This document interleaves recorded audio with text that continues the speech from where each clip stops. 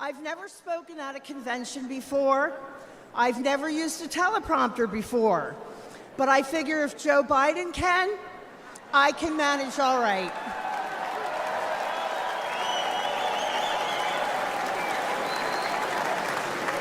I'm pretty new to politics. I voted my whole life, but I've never got involved as a volunteer. I was busy raising my family, spending time with my husband, starting a small business, and walking the dog. Moms are busy people. When it came to politics, I always figured let everybody else take care of it. But then the 2020 election happened.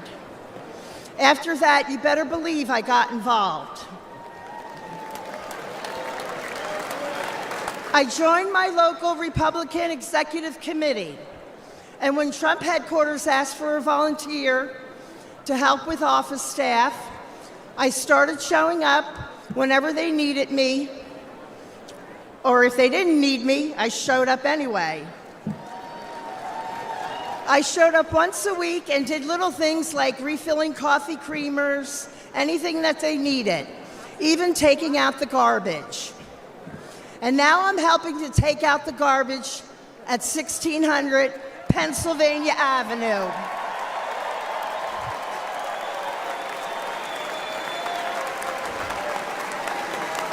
As long as I can remember, these politicians have said what they think we want to hear, then they do just what the hell they want. And Joe Biden has been the worst offender for the last 50 years.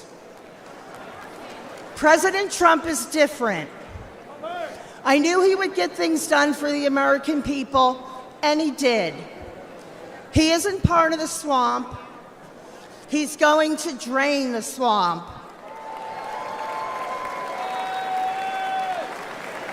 The Democrats are going to do everything in their power to stop him. We can't rest for a minute. If you're not sure how to get involved, reach out to your local Republican Party. And most important, get out and vote Republican on November 5th. Tell 20 people to tell 20 people to vote. That's how we can get our landslide. And they can't cheat or rig their way out of a landslide. I know that together we can win. We can all take out the garbage in Washington, D.C. And we can make America great again. God bless President Trump. And God bless Team Trump. And thank you so much. I'll see you all out there.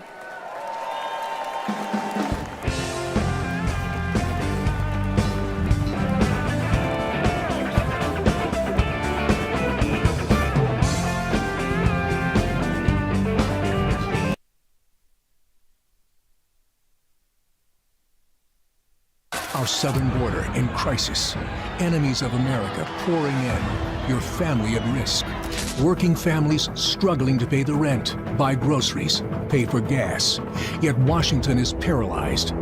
But this week at the convention in Milwaukee, Republicans are developing a plan to end inflation, secure the border, make groceries and life affordable again, to right the wrongs of the last 4 years. Tune in to watch the plan unfold.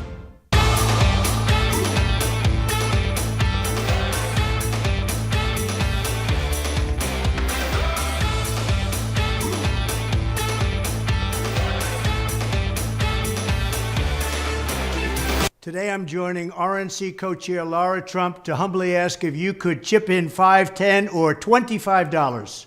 Grassroots supporters like you keep this campaign alive. A gift of just $5 could make the difference between victory and defeat in November. Please chip in any amount. I know with your support right now, we will make America great again.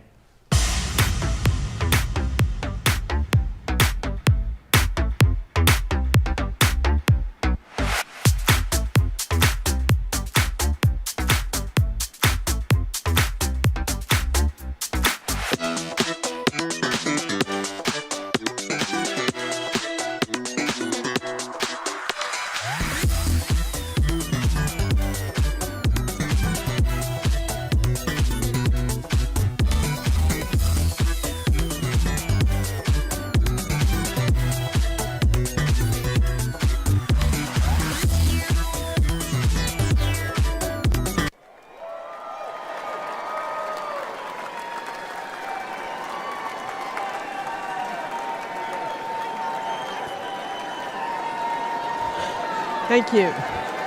Well, hello, Milwaukee, and good evening, America. Let me take 1 second to say hello to my fellow delegates from Connecticut. My name is Linda McMahon, and I am the chair of the America First Policy Institute.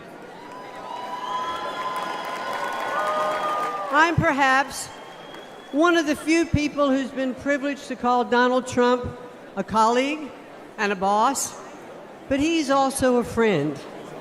Let me share a little story that's probably not the typical Donald Trump story. I had a meeting scheduled with him at Mar-a-Lago, and as he welcomed me, his little 4-year-old granddaughter ran up to him. He scooped her up with delight and asked her, "Who's the most beautiful girl in the world?" And she said, "Me." Then he asked, "And who do you love the most in the world?" And she said, "You, Grandpa." And he kissed her on both cheeks. Then she whisked off his hat and mussed his hair. And he smiled with the love that only a grandfather could have given. I first met Donald Trump when I was the CEO of World Wrestling Entertainment. For fun, he became part of some of the most compelling and highest rated storylines in the company's history. And when he became president, I was honored to serve in his cabinet, running the Small Business Administration. I traveled the country, talking to business owners and job creators. They knew they had a president who understood them and fought for them. He knew that small businesses are the engine of the American economy, and the Trump tax cuts proved to be like rocket fuel for them. Almost every business owner I spoke with was using their tax savings to grow their businesses. And ladies and gentlemen, the U.S. economy was flourishing. But at no moment during my time in the government was more poignant for me than one that happened in 2018. I traveled with the president to view the destruction which Hurricane Florence had levied on my hometown of New Bern, North Carolina.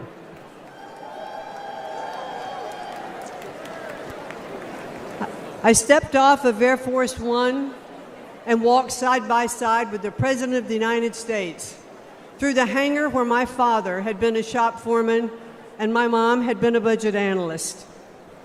I watched Donald Trump walk through neighborhoods of my childhood, comforting those who had suffered such great damages. Because he was a builder, he talked to them about what it would take to rebuild, what kind of materials they should use. And he didn't just show a personal interest, he was one of them. But now Joe Biden and the Democrats want to penalize small businesses again by hiking their taxes. But when he's reelected, Donald Trump will make those tax cuts permanent. And he will also offer new tax cuts like no taxes on tips. Instead of taxing American companies, Donald Trump put tariffs on China that raised billions of dollars and protected American industries. And if reelected, he'll do it again. President Trump is a job creator and the best friend American workers have ever had in the White House. He is a champion of the forgotten men and women, as I have experienced firsthand. But the media doesn't like to acknowledge that very often. Donald Trump is not only a fighter, ladies and gentlemen, he is a good man.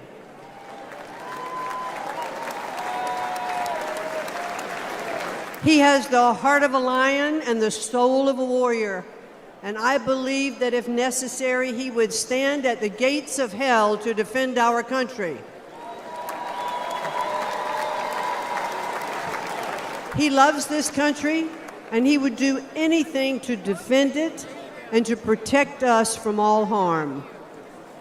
I am confident that he will make America great again. And why? Because he did it before.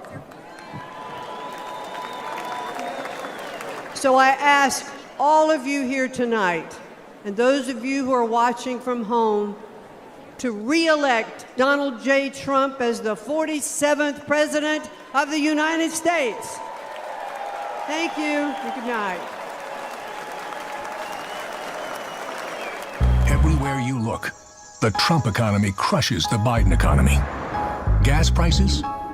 They were low under President Trump, then skyrocketed under Biden. And credit card fees have increased 50% under Biden. Grocery store prices? Everything from meats and vegetables to apples, now astronomical under Biden. Take-home pay? Up $6,000 under President Trump. Under Biden, Americans' income has gone down 3 straight years. Mortgage rates? They were low under President Trump. Now they're punishing under Biden. And personal and retirement investments? Up 40% under Trump. Under Biden, your investments fell, along with other things. President Trump, he'll make America's economy strong again.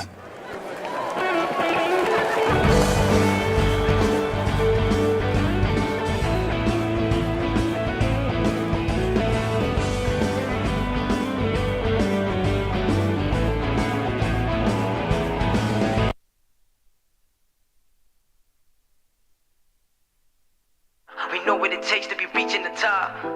We're reaching the top. We're reaching the top. We know what it takes to be reaching the top. Lower the lights down. Hand over my crown. Hand over my heart. I do this for my town. I do this for my crowd. So turn me up real loud. My time, my time. None of you people can tell me to stop. Turning the track up. I'll never go back down. Hand over my heart. I do this for my town. I do this for my crowd. So turn me up real loud. My time, my time. None of you people can tell me to stop.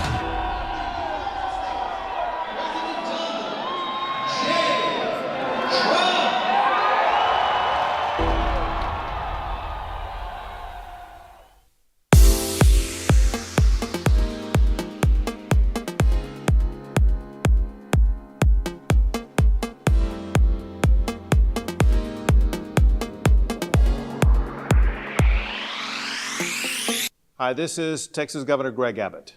President Trump has proven time and again that he is the leader America needs.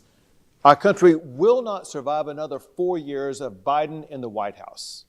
America needs strong leadership that enforces our laws, protects our national security, and puts our people first.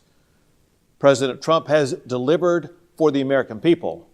Now it's our turn to deliver for him.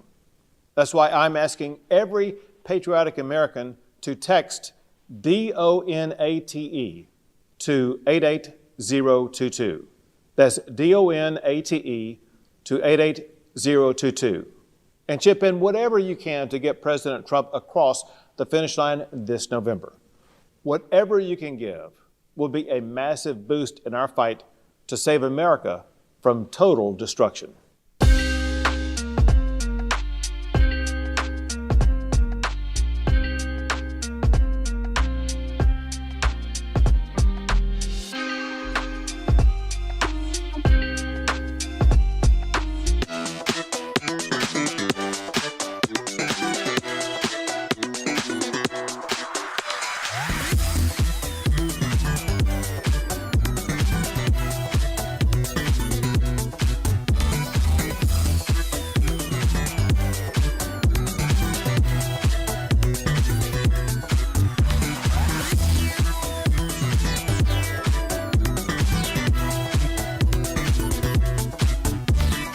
Hi everyone, Eric Trump.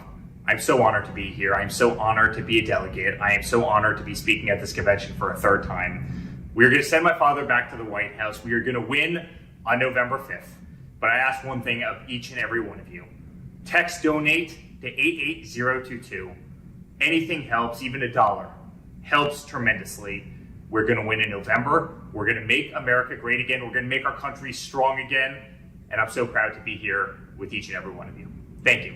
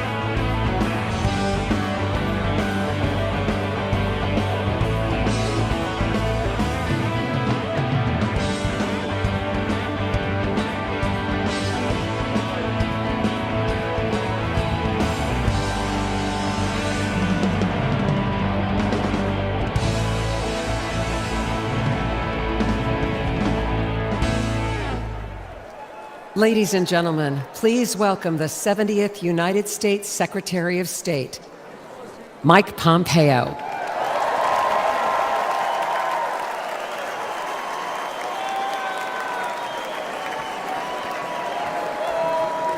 Good evening. Good evening, my fellow Americans. It's great to be with you. A special shout out to Kansas over there, my good friends from Kansas. You know, I had the incredible privilege to serve as President Trump's CIA director and Secretary of State.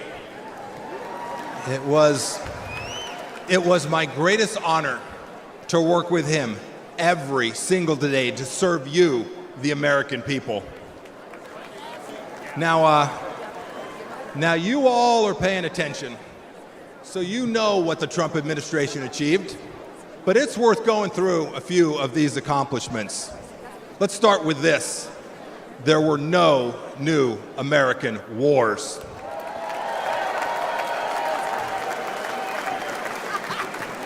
Our border, our southern border, closed.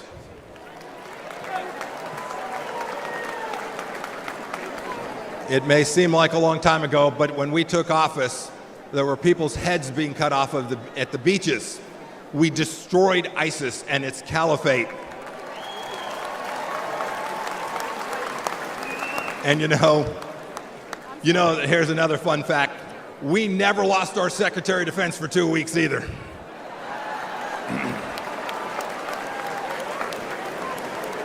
You'll remember, for those 4 years, the evil of Vladimir Putin was held at bay. When we walked out, January of 2021, the Iranian regime was afraid, and the people of Israel were strong and secure, and we treated them like the friend and ally that they need to be. Everywhere we went, Everywhere we went, religious freedom was protected. We held 3 summits in North Korea, and North Korea was quieted. We'd begun an honorable exit from Afghanistan, and not a single Chinese spy balloon flew across the United States of America. 4 years. Had I been the Secretary of State and a Chinese spy balloon flew across our country, I would have been the former Secretary of State, and rightfully so. You know, under President Trump, the Chinese Communist Party, which to this day presents the greatest threat to our nation from outside of our country, we confronted it like never before. Look, ladies and gentlemen, in short, we put America first every single day.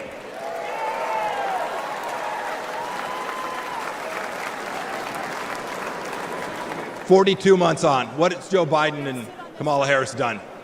And their leftist handlers, what have they delivered to us for security and prosperity? Almost nothing. Let's start with this. You saw some of them last night. 13 new Gold Star families from Afghanistan. As an Army veteran, I want to speak to everybody who served in Afghanistan. I'm disgusted by the Biden administration's incompetent pullout from that country.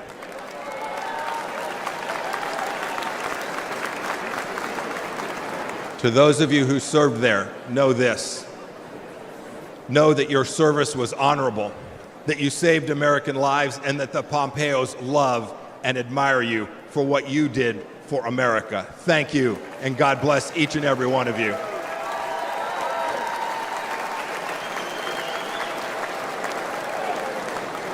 Every one of you has served in uniform, and the families of those, you deserve a president who will not check his watch while he is honoring our fallen brothers and sisters.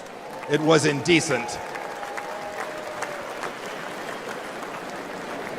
And of course, it was that very weakness we saw in Afghanistan that prompted Putin's butchery in Ukraine.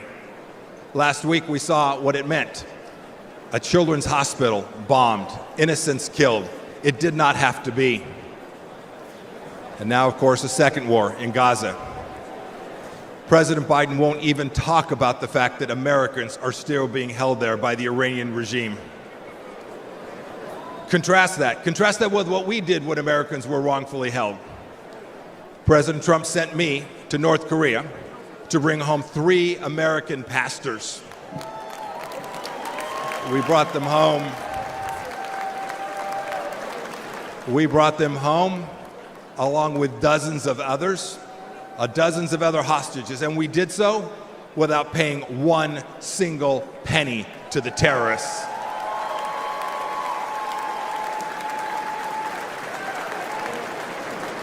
And what about Iran today? When Joe Biden eased up on President Trump's maximum pressure campaign, we gave money to the Ayatollah so he could cut more checks to the genocidal maniacs who conducted barbaric attacks in Israel. And now, of course, closer to home, a massive national security challenge. Our southern border is a welcome mat. It's a welcome mat for Islamist terrorists, drug dealers, Chinese spies, and violent criminals. Ladies and gentlemen, President Biden sold out our citizens and our security and our sovereignty, and we need to get it back, and I am confident that we will get it back.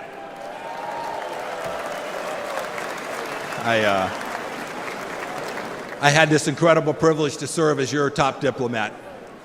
I saw how the world always looks to our nation as the unrivaled example of what a free society should look like. But unfortunately, President Biden struts the global stage.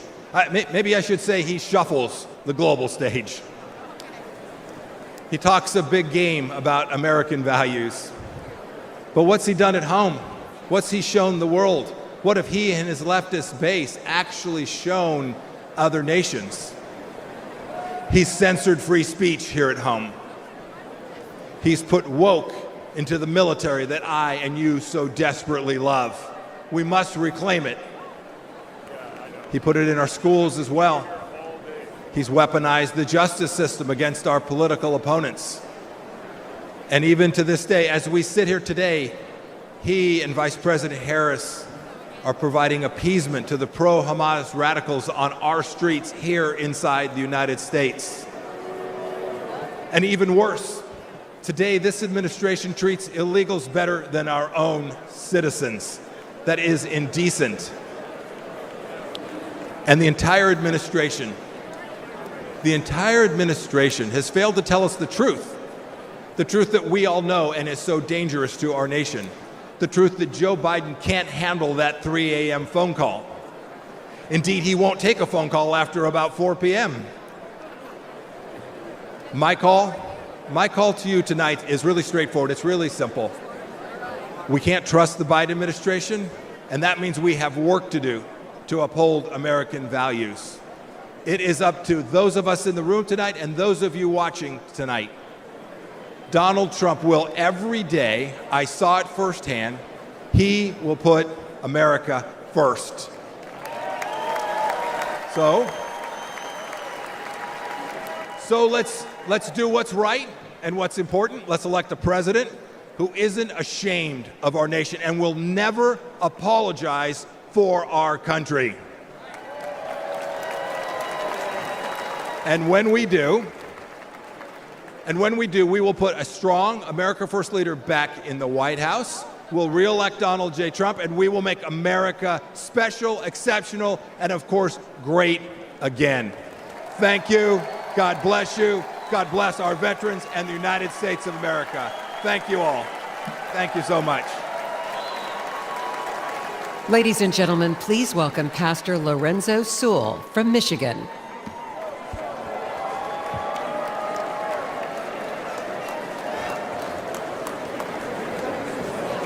My name is Pastor Lorenzo Sewell. I have the honor and the privilege of being the senior pastor at 180 Church. And we were blessed last month to have President Donald Trump come to Detroit, Michigan. Let's go. Can you imagine it? Can you imagine President Donald Trump coming to a city and calling a pastor like me, a pastor who was born and raised on the east side of Detroit? I was mentored by murderers. I was a student of the street. But I had a radical experience with Jesus Christ that changed my life forever. Come on, if you believe that Jesus still changed lives, come on, put your hands together and give our great God great glory.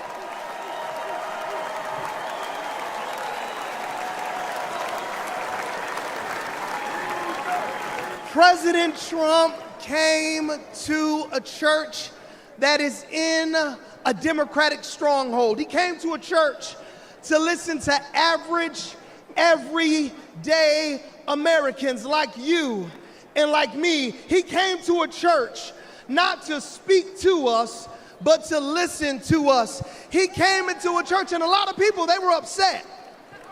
A lot of people, they would ask me questions.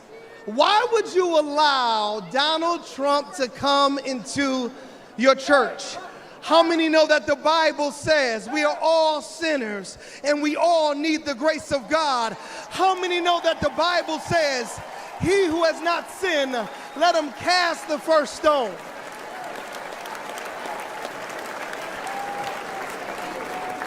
President Donald Trump, he came during his birthday weekend. Let me ask you a question.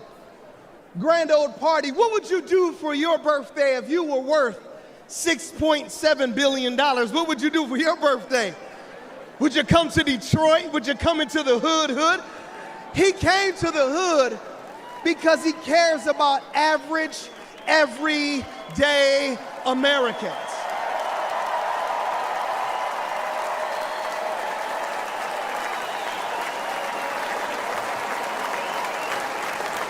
Grand old party, I need to ask you a question. What would you ask for your birthday? If you could go to Mar-a-Lago or if you could go to New York, what would you ask for your birthday? He asked for prayer.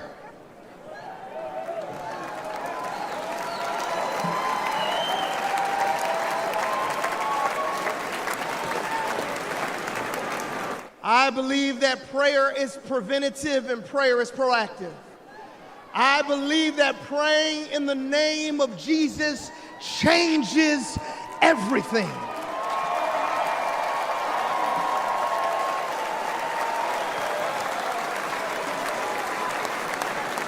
And when we prayed for President Trump, only God knew that 30 days later, there would be a miracle by a millimeter.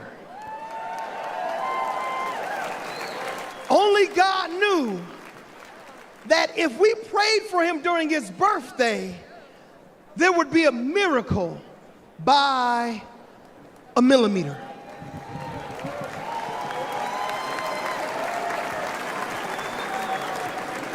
If President Trump had moved 1 millimeter, he wouldn't have been here on Monday to talk to us about how America was going to be made wealthy again.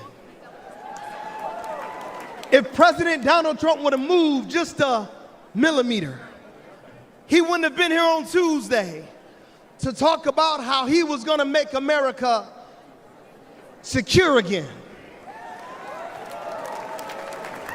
If President Donald Trump would have moved just a millimeter, he wouldn't have been here on Wednesday to tell us how he was going to make America strong again. And if President Trump would have moved just a millimeter, we will not be hearing tonight how he was going to make America great again.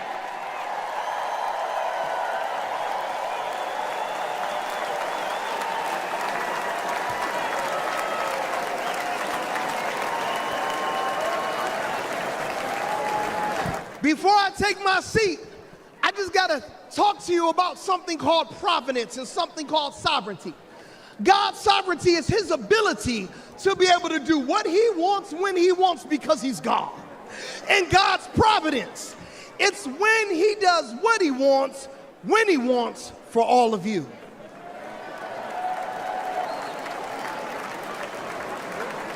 Did you know that President Trump was shot on 6/11?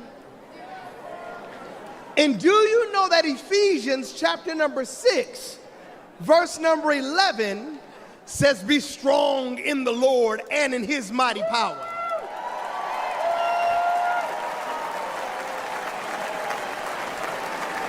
To all my Democrat friends, I want to ask you one question. Do you know anybody that was the 45th president? He was convicted of 34 accounts. He raised $53 million in 24 hours and could be the 47th president of the United States in America, and he was shot one time. Do you know anybody like that?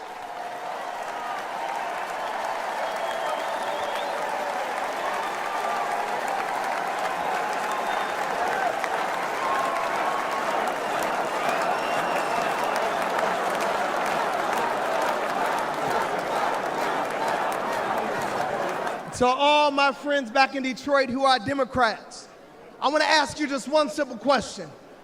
You can't deny the power of God on this man's life. You can't deny that God protected him. You cannot deny that it was a millimeter miracle that was able to save this man's life. Could it be that Jesus Christ preserved him for such a time as this? Could it be?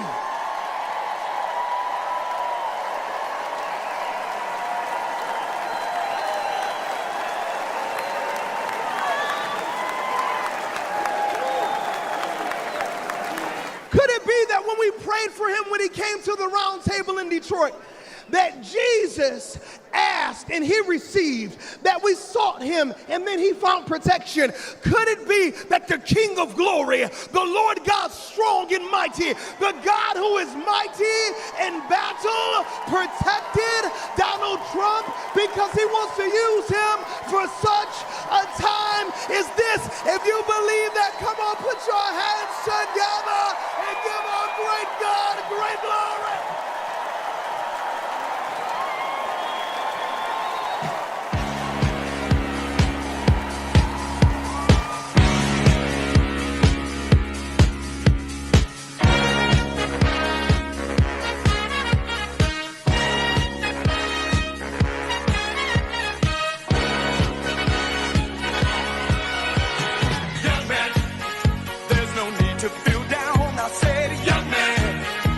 yourself off the ground. I said, young man, 'cause you're in a new town. There's no need to be unhappy, young man. There's a place you can go. I said, young man, when you're short on your dough, you can stay there. And I'm sure you will find many ways to have a good time. It's fun to stay at the YMCA. It's fun to stay at the YMCA. They have everything for your men to enjoy. You can hang out with all the boys. It's fun to stay at the YMCA. It's fun to stay at the YMCA. You can get yourself clean. You can have a good meal. You can do whatever you feel.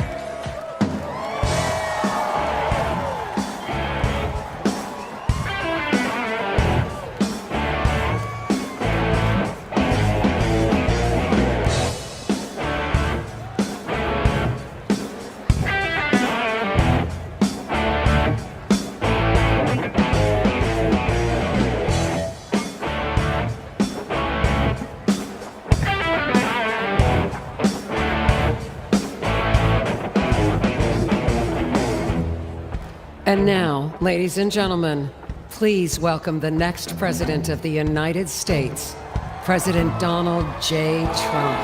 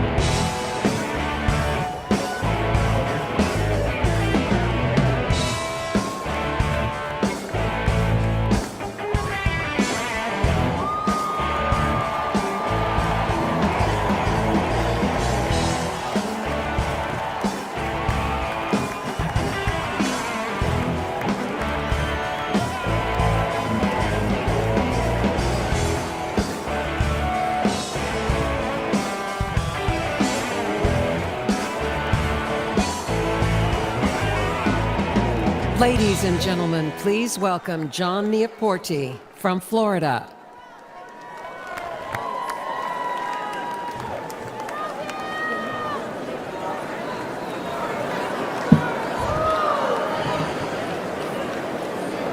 It's an honor to be here this evening.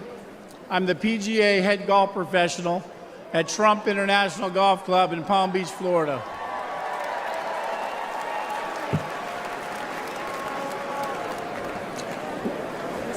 We all know that President Trump loves his family because we see that.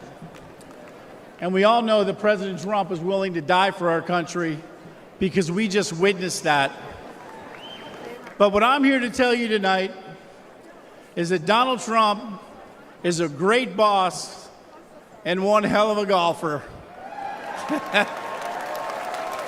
At our club championship in March, I watched President Trump hit a perfect 210-yard 4-iron to within 10 feet of the hole. Yep. He needed to sink that putt to win. Do you think he sank it? You better believe you sunk that putt. Donald Trump, 21 club championships. Joe Biden, 0.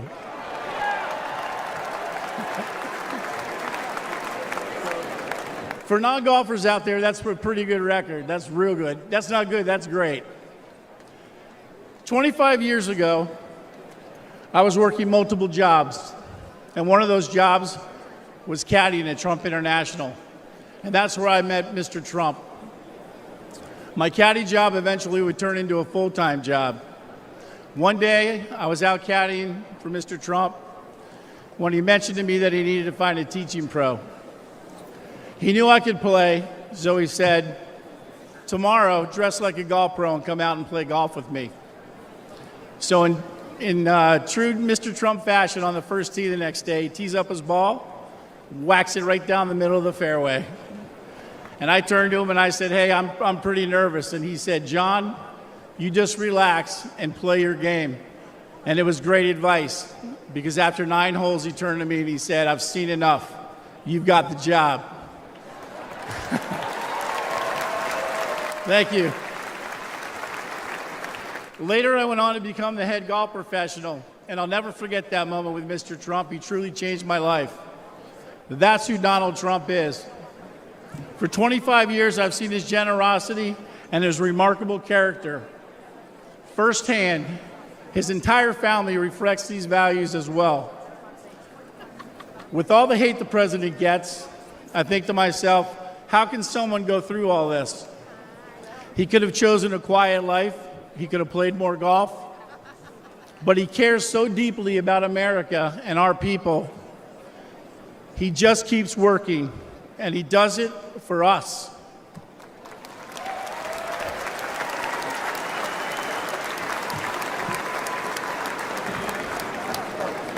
Now it's our turn to support him. So let's help him. Let's hear it. Make America great again. That's it. Thank you, President Trump, for believing in me and in our country. As much as I'll miss him in the White House or in the clubhouse, we need to vote him back in the White House. Thank you very much.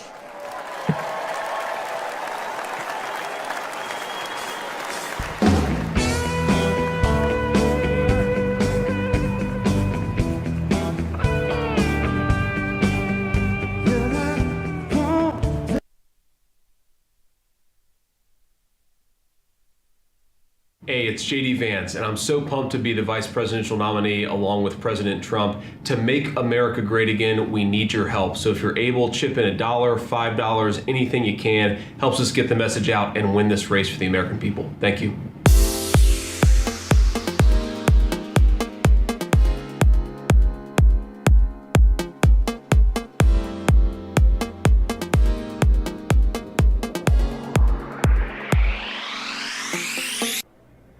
Hey everybody, Laura Trump, your co-chair here, right behind me. Look at this. This is the Republican National Convention floor. We have unity in our party. You have seen it here at this convention, and we need to keep that going all the way up until Election Day on November 5th. Anything you can donate right now to help President Donald Trump get back in that White House alongside his running mate, JD Vance. Please donate now. We appreciate you so much. Hey everyone, it's Congressman Mike Lawler. With so much at stake this November, we need your help. Please remember to get out and vote for President Trump and all of our Republicans up and down ballot. Your vote will make the difference. And if you can chip in $1 to help get us over the finish line, text RNC to 88022. Thanks for your support.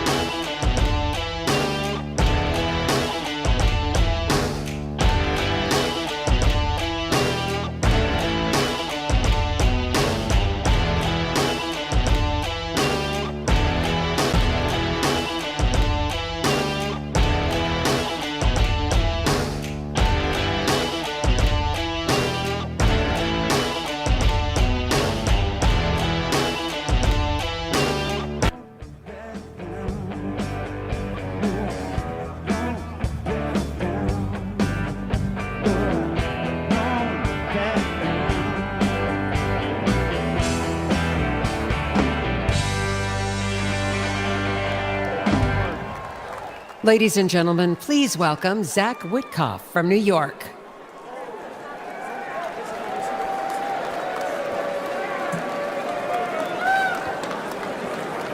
Good evening, Milwaukee. I'm Zach Witkoff. I am deeply honored to stand before you tonight and introduce my father. This moment holds special significance as I'm about to become a father myself. Thank you. The nation my son is born into in December will be shaped by the choice we make this November. I saw my father's remarkable journey from relying on a small loan to becoming one of the country's most successful developers. He showed me that success comes from hard work, not handouts. When I joined his business, I started at the bottom, literally, handling plumbing jobs and repairing sewage lines late at night in New York City. That's how he started too. I vividly recall him spending New Year's Eve fixing a broken sewage tank with a bear of a man named Shecky. You see, they couldn't afford to call in a crew. They were the crew. Years later, Shecky was still by my dad's side, and he became my first boss. He once told me he would run through a wall for my dad because my dad never asked him to do anything that he wouldn't do himself. And that's exactly how my family feels about our dear friend, President Donald J. Trump. We have seen him stand shoulder to shoulder with the American people, time and again, even when it wasn't easy, even when he could be doing something else. Even after getting hit by live sniper fire, he stood with us, my fellow Americans, and that is why we stand with him. And you know what?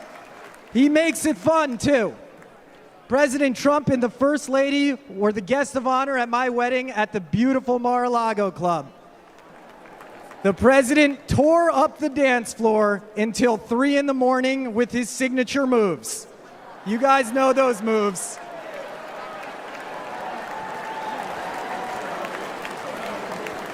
The essence of what my dad taught me: hard work, unwavering loyalty, and perseverance. That is the essence of Donald Trump.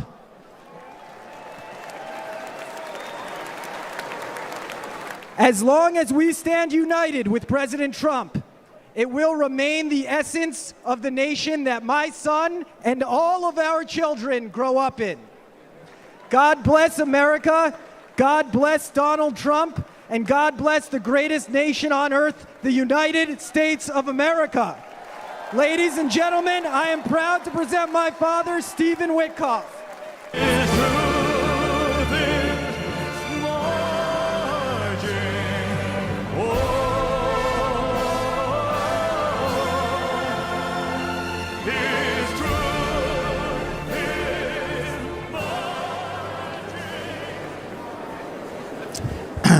Good evening, everybody. That song that you just heard was American Trilogy by Elvis. It was playing for a reason. A lot of people don't know this about my dear friend, President Trump, but he's a big music guy. And he's got a playlist, and he's the DJ wherever he goes.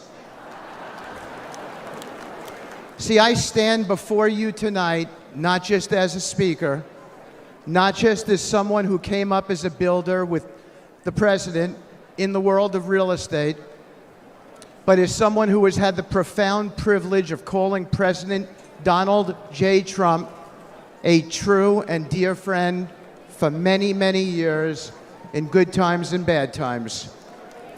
And of all the songs he has shared with me over the years, that is the song that best captures him, especially those words, "His truth is marching on."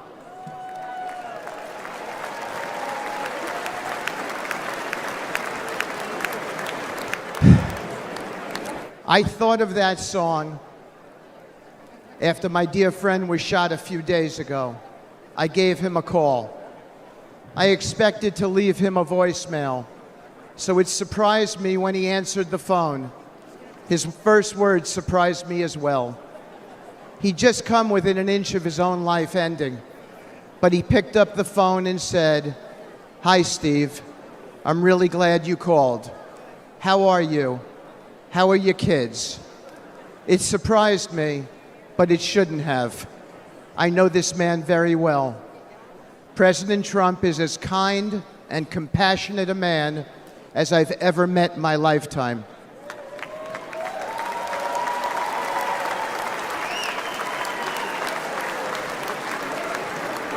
I've seen the truth of President Trump, and it marches on with me tonight. I know that many here and watching at home have felt that kind of a connection with the president. It's real. I have never seen him refuse a question from somebody, decline a photo, or ignore someone's story or concerns. Everyone he meets gets a family member's embrace from him. I have felt that warmth so many times over the years. Just last week, I told the president about a moment I had with his 3 sons and how impressed I was with them. He looked at me with a wistful smile, blowing a kiss, and it was a special moment between us as fathers.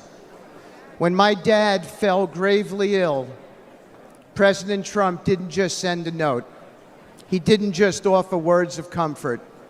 He showed up as he always does. He was there, treating my parents with kindness and respect.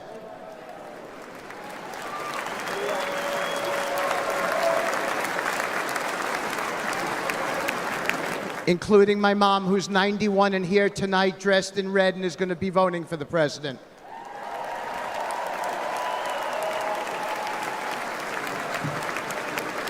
Many Americans have only witnessed his leadership on TV, but I have seen his humanity in the quiet moments, away from the spotlight, in hospital rooms he didn't have to be in, where his presence brought real solace in a dark hour for my family and many other families. That's who he is. When times are really tough, when he's got everything to lose and nothing to gain, Donald Trump shows up and he's there for you. Thank you.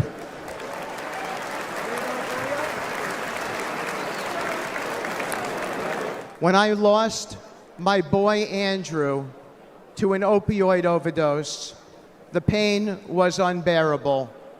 But as usual, Donald Trump showed up. After he became the President Trump, even amid all the responsibilities of his office, he reached out and invited me to speak about Andrew at a conference on opioids hosted by the First Lady, providing a platform to honor my son's memory.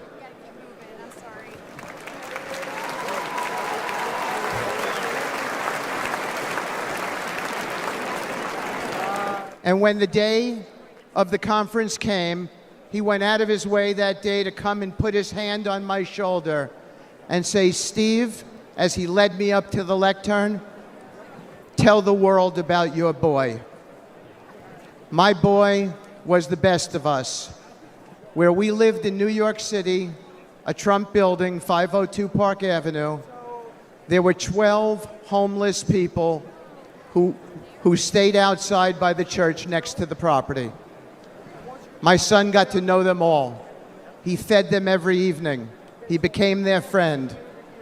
When he passed away, all 12 came to his funeral. He and President Trump shared something in common.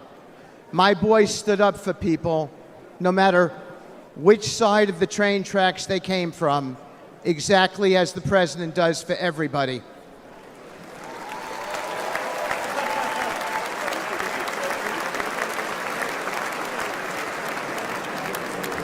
Standing here today, I still feel my boy's hand on my shoulder. After Andrew passed away, I found myself clinging to my son's memory, even his things. His college ID is in my pocket right now. I wear his ring since he died. And I came today with his watch on. I kept his guitar too, and thought I would keep that guitar forever. But I gave it to my dear friend, Andrew's friend, and fellow music lover, Donald Trump.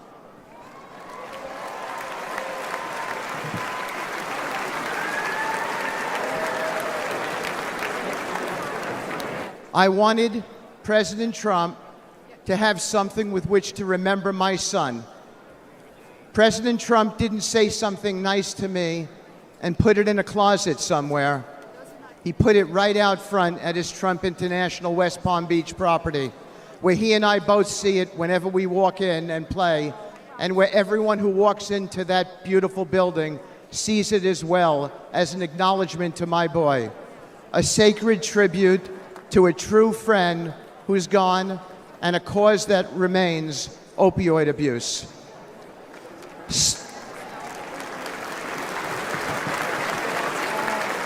Thank you. Standing here today with my boy's hand on my shoulder, I know I'll never hear his music again. His mom and I can only hear the chords of memory now, and we will always hear them. But I know my dear friend, President Trump, hears them too. You don't see this man's reverence, his steady loyalty, his true empathy in the TV coverage. But this is the truth about President Trump, the man I have come to know and admire and love, a man whose truth is marching on. It is a dark hour for America, but there's nobody I trust more in this moment than this man. A man who in the darkest hours shows up, listens, cares, and always acts. The kind of man we need now to be the 47th President of the United States.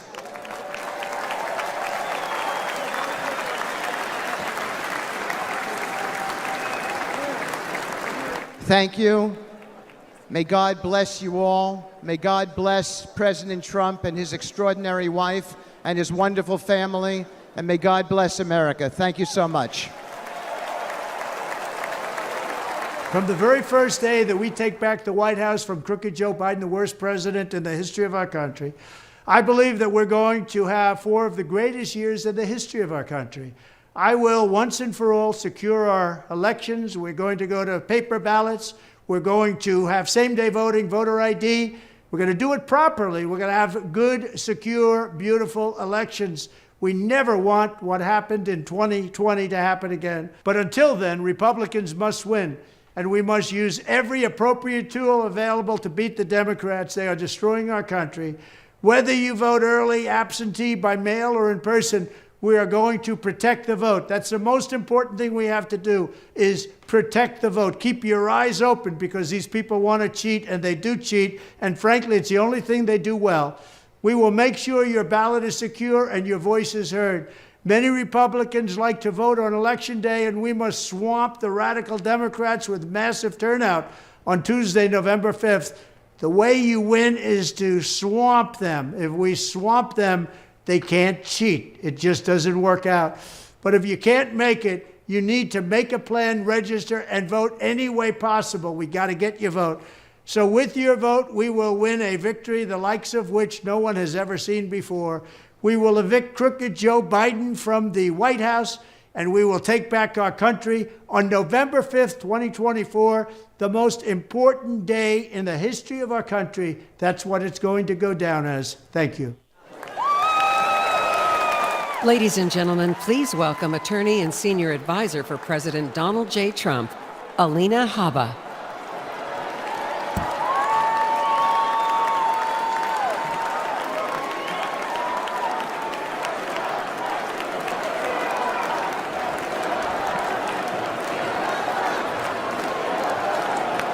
Good evening, America.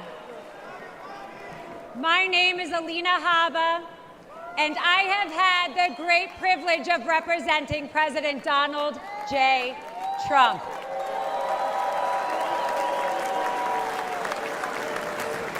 Now, I know you're all used to hearing me shouting outside a courthouse, but tonight, I want to take you behind the law and behind the headlines and share with you a side of President Trump that reveals his character, his kindness, and his commitment to saving this great country.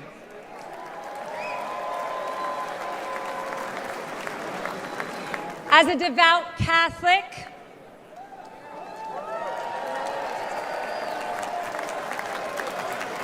a proud first-generation Arab-American woman, and a feisty Jersey girl who is fed up with far-left corruption in Washington. President Trump championed my journey, empowering me to be who I became today. His unwavering support not only shaped my career, but has inspired other young women with big dreams. President Trump loves this country. He does. And he lifts up those around him. To my children, Luke, Chloe, and Parker, he's the man with one heck of a golf swing that lets them ride in a golf cart with some of the world's most famous golfers so they feel included in mom's job. And by the way, he can kick some of those guys' butts. Ken. To my husband, whose family members have survived the Holocaust, he is a champion of the Jewish faith. To my Iraqi parents, he is a mentor to their daughter. But to me, he is my friend.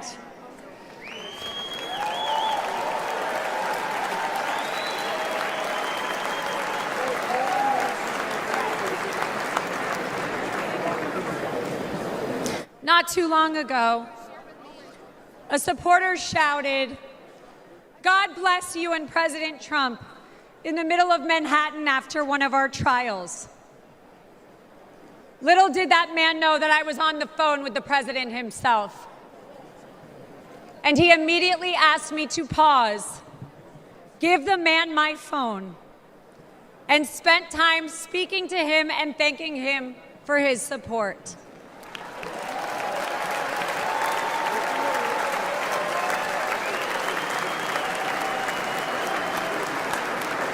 Despite the lawfare and the politics, President Trump loves the American people and he loves this country.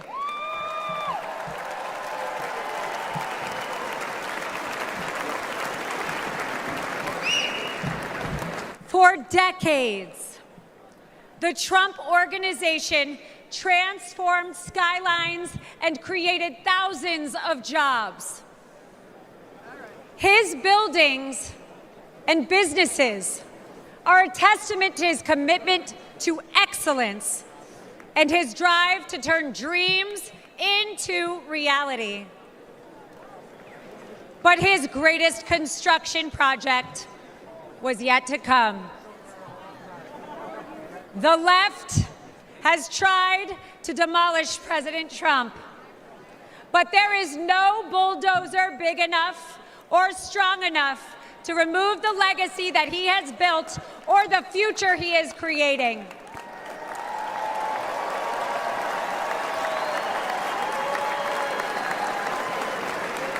As the 45th President of the United States, Donald Trump built a legacy of putting America first And as the 47th president, he will build America stronger than ever for we, the people.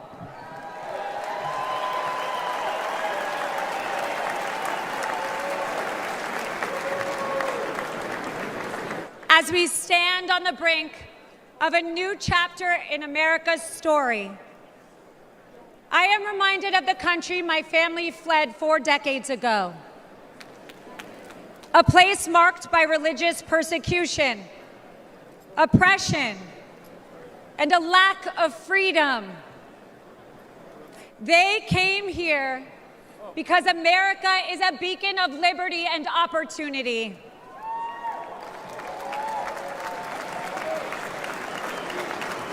It is now our duty to protect the values that define us and keep this the greatest nation on earth. Amen.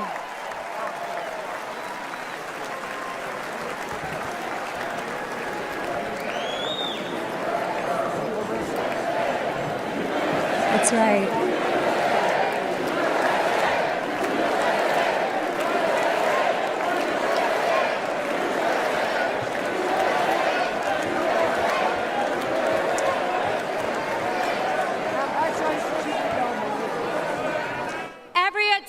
President Trump only strengthens our movement. The left's madness is only a sign of desperation. Sham indictments and baseless allegations will not deter us, because the only crime President Trump has committed is loving America.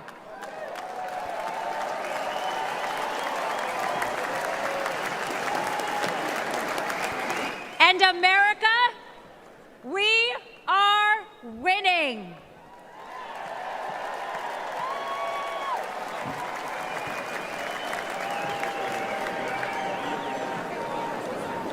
Outside of his family and our country, President Trump also has another love: music. A few years ago, he wanted me to hear a new song he had selected for an upcoming rally. I could hear it blaring in the background at Mar-a-Lago. He landed on a song called "Hold On, I'm Coming."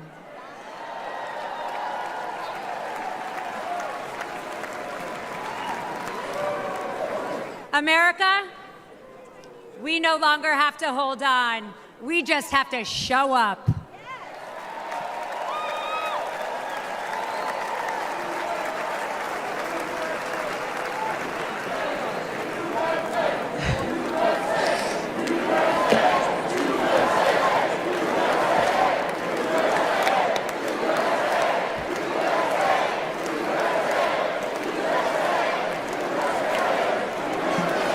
So if you're ready to end the Democrat destruction, and if you're eager to unleash the best America has to offer, then let's send Donald Trump and J.D. Vance to the White House in November.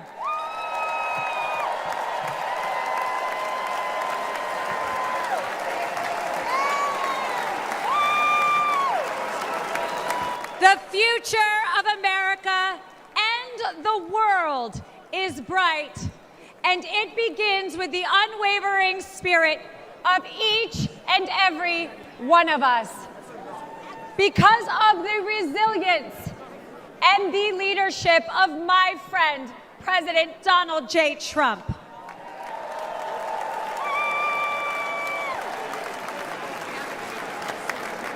So let us not forget that President Trump did not just take a bullet in Butler, Pennsylvania. He has and will continue to take them for each and every one of us. God bless President Trump. God bless you all. And God bless the United States of America.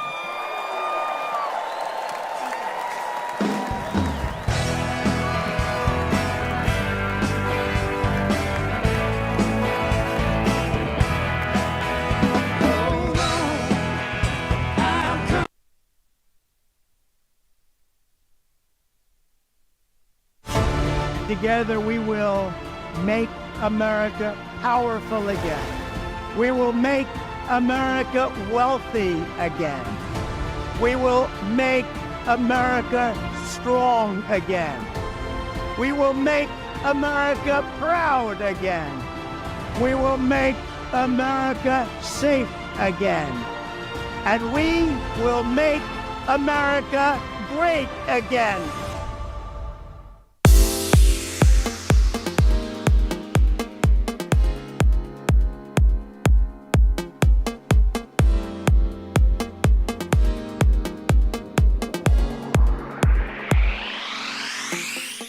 Hi, I'm Congressman Wesley Hunt, and I'm asking for President Trump's strongest supporters to chip in and help send Joe Biden packing. Even if it's just $5 or $47 for our 47th president, please, I'm asking you to support President Trump and his America First agenda so we can take our country back and send Kamala Harris and Joe Biden packing and put President Trump right back in the White House where he belongs. Thank you so much for your support.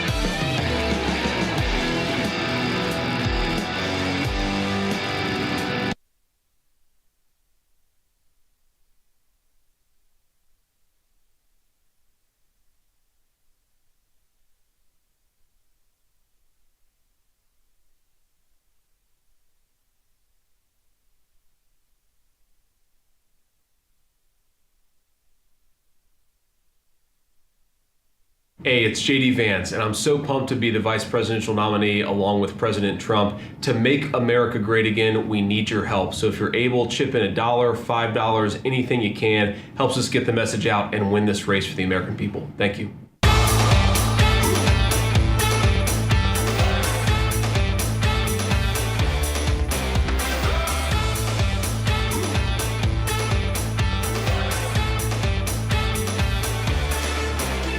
Today I'm joining RNC co-chair Laura Trump to humbly ask if you could chip in $5, $10, or $25. Grassroots supporters like you keep this campaign alive. A gift of just $5 could make the difference between victory and defeat in November. Please chip in any amount. I know with your support right now, we will make America great again.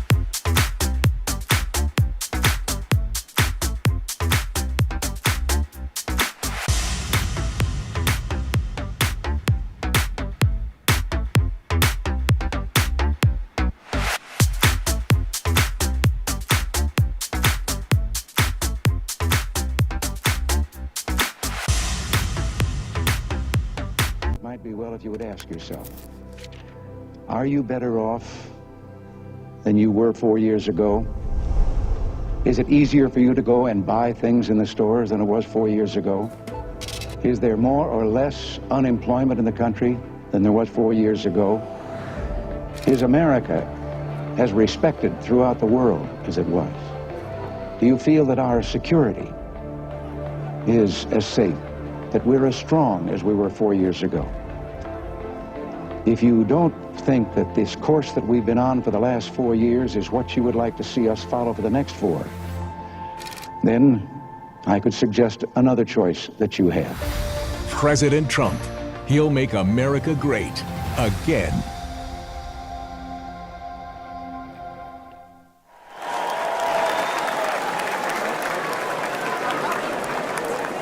Ladies and gentlemen, please welcome journalist, author, and American citizen, Tucker Carlson. So fun! Thank you! Oh, this is wild. Thank you! I've been... Good to see you. Thank you. I feel like I know about half the people in the room. This is wild. What are you doing? Justin Wells. Thank you, guys. Okay. Can I just say, Peter Navarro is back. Welcome to Peter Navarro. Suffering the fate that has happened to so many who are friends with Donald Trump. Thank you for having me. I have been to many conventions. I have never been to a more fun convention or a convention with better vibes. They literally let Navarro out of prison. First of all, thank you. This feels a lot different from what I thought it was going to feel like. I can't hear you, but I know it's something good. So, I watched the video of what happened in Butler, Pennsylvania about 50 times. I think I was one of about 8 billion people around the world who watched it. And the more I watched it, the more it struck me that everything was different after that moment. Everything. And this convention is different. The nation is different. The world is different. Donald Trump is different. When he stood up after being shot in the face, bloodied, and put his hand up, I thought at that moment, that was a transformation. This was no longer a man. Well, I think it was divine intervention. But the effect that it had on Donald Trump, he was no longer just a political party's nominee or a former president or a future president. This was the leader of a nation. And I think there's a difference. I've spent most of my life in Washington where the president is at the top of the pyramid, everyone wants to be the president. But if you think about it, the presidency comes with great power, obviously. But if you think about it, that is a title that is bestowed by a process of some sort that can be subverted. And in the end, it does not confer by itself, as no title does, legitimacy. Just because you call yourself the president doesn't mean that much inherently. I can call my dog the CEO of Hewlett-Packard. It doesn't mean she is. It's true. And you hate to say it, but it is also true, as a fact, that you could take, a mannequin, a dead person, and make him president. No, you could. You could. I'm just saying theoretically possible. With enough cheating, that could happen. But being a leader is very different. It's not a title. It's organic. You can't name someone a leader. A leader is the bravest man. That's who the leader is. That is true in all human organizations. This is a law of nature. And in that moment, Donald Trump, months before the presidential election, became the leader of this nation. That was the most obvious to me. And I have to say, I think it changed him. Reached out to Trump within hours of it that night. And what he said to me that night, having just been shot in the face, he said not a single word about himself. He said only how amazed he was and how proud he was of the crowd, which didn't run. And I thought two things. The first thing I thought was, well, of course they didn't run. His courage gave them heart. A leader's courage gives courage to his people. And the second thing I thought was, this is the selfish guy I've been hearing about for 9 years? Really? Not a word about himself? About his people, period. And the second thing I noticed, which I don't think anyone has remarked upon in public, but I'm just going to since I don't have a script, like why not, is that he turned down the most obvious opportunity in politics to inflame the nation after being shot. To inflame the nation, which is an opportunity that almost every other politician I've ever met, and certainly his opponents, would have taken instantly. And they would have said, well, what is this? How did he get shot? Like, how did this happen? And those are real questions that we have to get to the bottom of. But in the moments, the days, the week after the shooting, he did not say that. He did his best to bring the country together. And I thought, this is the divisive figure? This is the irresponsible person? No. This is the most responsible, unifying behavior of a leader I think I've ever seen. So the question is, where is he leading us? And I could go on for hours, but let me just sum it up. I do think the entire point from the famous escalator ride 9 years ago until today of Donald Trump's public life has been to remind us of one fact, which is a leader's duty is to his people, to his country, and to no other. That's the point. That's the only point. And another word for this is democracy. Democracy, in case you're a little sick of being beaten in the face with democracy on television, actual democracy is the proposition that the citizens of a country own that country. They're not renters, they're not serfs, they're not slaves, they are the owners of the country. And for that to be true, their leaders have to represent them, which is another way of saying they have to do what the people want them to do, or a close approximation thereof. But if they completely ignore what people want, not just 1 year, but generationally, say for 50 years, then it may be, I don't know what, it's not a democracy. And so I think the entire Trump project, paradoxically, is attacked as an enemy of democracy, is to return democracy to the United States. Hey, let's pay attention to what people actually want. And the lack of interest in that question in Washington is something that ultimately drove me out of the city after 35 years. Lawmakers stepping over the prostrate bodies of their fellow citizens ODing on drugs to go cast votes to send money to some foreign country. Yeah, actually, we've lost more Americans from drugs in the past 4 years than we lost in World War II. Yeah, our bloodiest war, more than we lost in World War II. Does anybody care? It is pathetic. It is pathetic. And do you hear a single word from Washington about doing anything about it? We know where the drugs are coming from. We know the supply routes. The U.S. military spent billions bombing the Ho Chi Minh Trail. You don't see our commander-in-chief suggesting that we use our military to protect our country or the lives of its citizens. No, that's for Ukraine. And it's too much, actually. It's too insulting. It's too insulting. It's a middle finger in the face of every American. It's a very clear statement, which is unmistakable. And that is, we don't care about you. And Donald Trump, whatever you say about him, and I think he's a wonderful person. I know him well. By the way, the funniest person I've ever met in my life, actually. You can't be funny without perspective or without empathy, which is true. But everything else about Trump aside, he actually cares because he's interested in the people who live here because that's his job. A father's job, his duty is to his family. An officer's duty is to his men. A president's duty is to his citizens. And he seems to be the only one who thinks that. And in his choice for vice president, J.D. Vance, he's made that really clear. J.D. Vance, I'll say this about him, is a thoroughly decent man, and I'll just admit it, a friend of mine, one of the very few politicians in Washington who actually is very close to his own wife, which is wonderful to see. And she's wonderful, actually. But J.D. Vance has views that are closer to Trump's voters than anyone else in Washington in office. Therefore, he is the vice president. That's called democracy.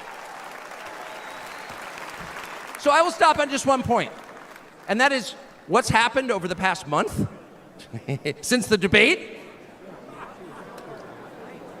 and particularly on Saturday in Butler.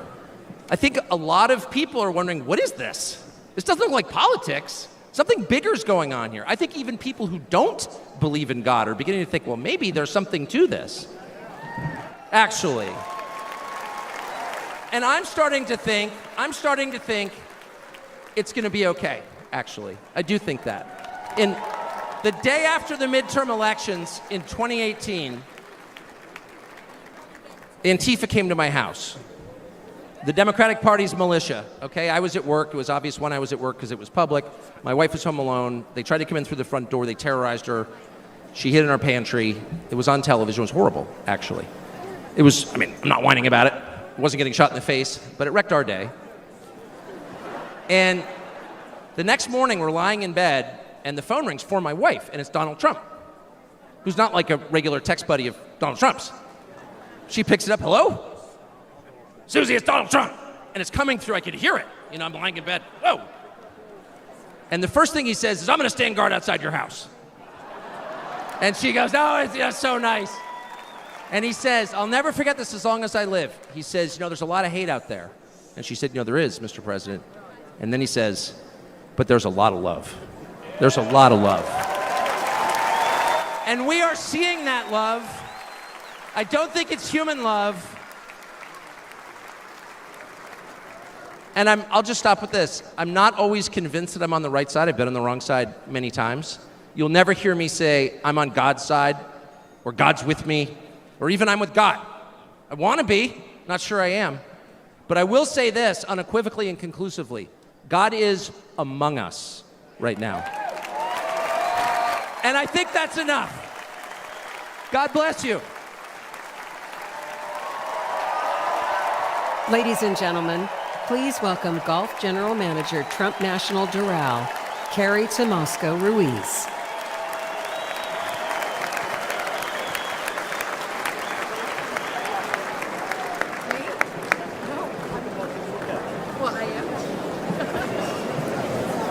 I'm not sure how I follow Tucker, but I'm going to give it a go. Good evening, everyone. My name is Carrie Ruiz, and like some people on this stage this evening, I am not a politician. I am not a public figure. I'm a mom of 3 and a woman of faith who's been fortunate to work side by side with Donald Trump and his amazing family.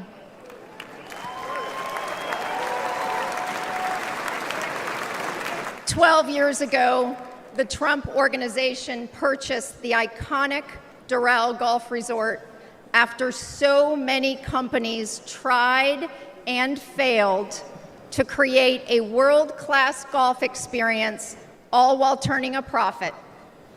With his keen eye for business and uncanny ability to make things better, Donald Trump got to work.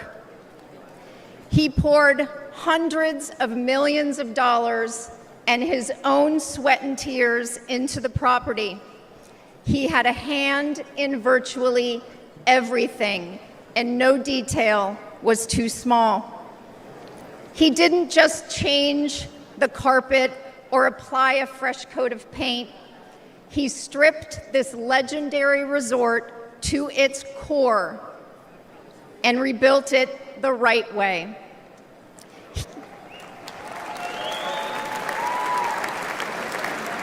He did the hardest things to make it great again. He also built up the resort's people. Thank you, boss.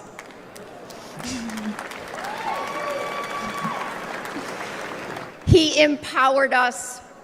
He listened to us, all of us, and he still does.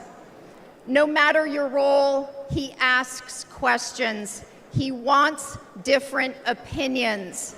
He never demands more of us than he is willing to give.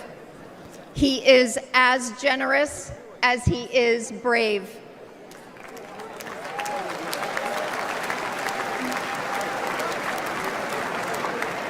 And to those who work for him, he provides unwavering support. When he promoted me to the resort's golf general manager position, it was an out-of-the-box choice in a historically male-dominated industry. I am not a golf professional. I cannot break 90 yet. But none of that mattered to President Trump. He looks at things differently. He welcomes the unconventional. And I am proud to be among the countless women he's promoted to leadership positions.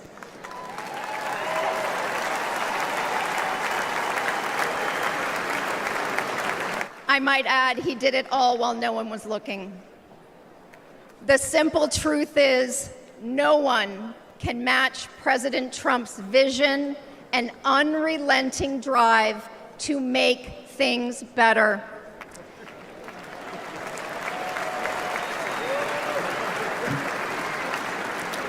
He did it at Doral. He did it as president. He will do it again.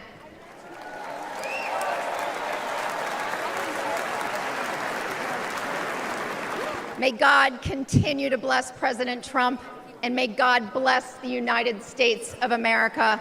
Thank you.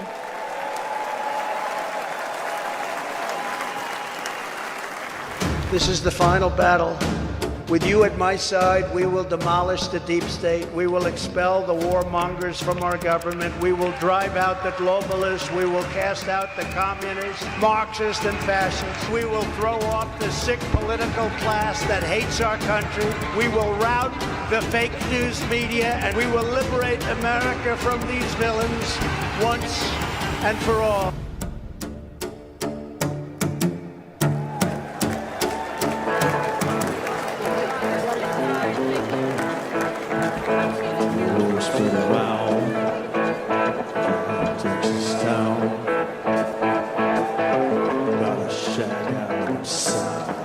You know what I'm talking about?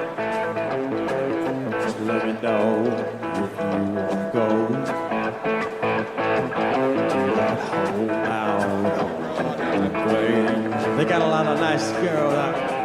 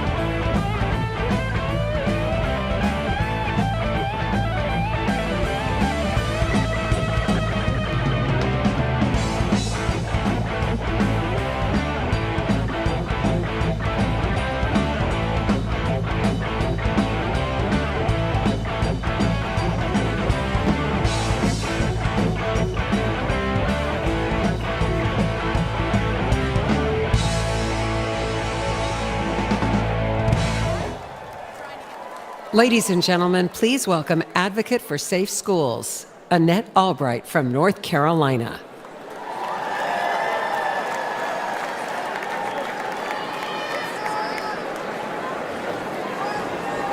Thank you. Thank you so much. Good evening. My name is Annette Albright. I grew up in the small town of Mount Airy, North Carolina. North Carolina! Like my parents and my grandparents, I was a lifelong member of the Democrat Party. Don't worry, the story gets better from here.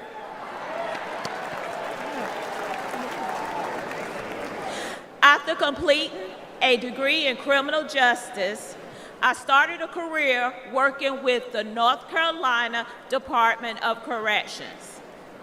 I left my job in the criminal justice system to work for Charlotte-Mecklenburg School District to engage our youth before they got stuck in the system. It didn't take long for me to realize that public schools are a part of the problem.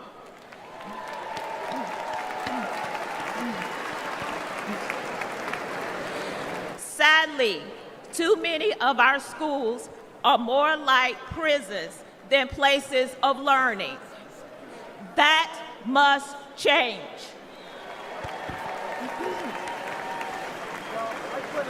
In one public high school, I witnessed a full-blown riot. I saw many violent altercations between students and physical attacks on staff. During my 14 years working with the Department of Public Safety, offenders never laid a hand on me. Yet, I was violently assaulted by a group of students in a public high school.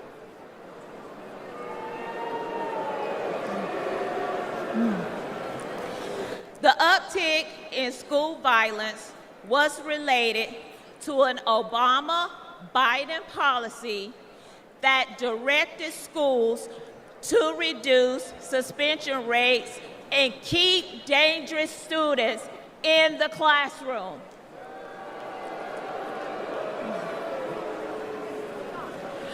President Trump reversed the Obama policy and put the safety of our kids first.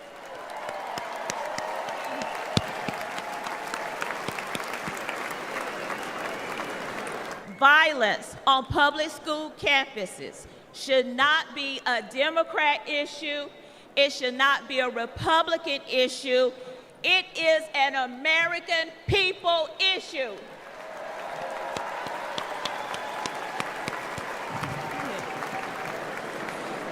Sadly, I've repeatedly seen that the Democrat Party cares more about appeasing the teachers' union than they do about prioritizing the needs of our kids.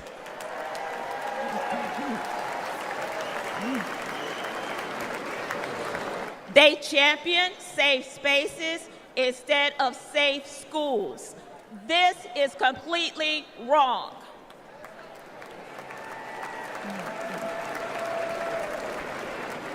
Little by little, I began to see the truth.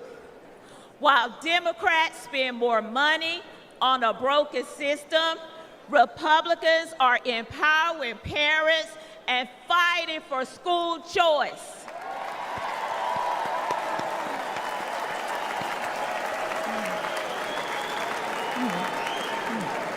While Democrats think school resource officers are a threat to our students, Republicans know that they protect our kids.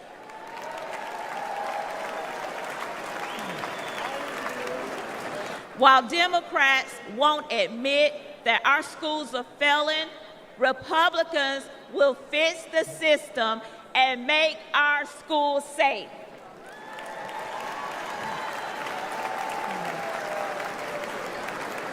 That's why this year, for the first time in my life, I am registered as a Republican.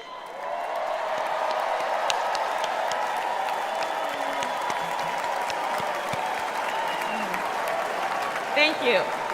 Thank you.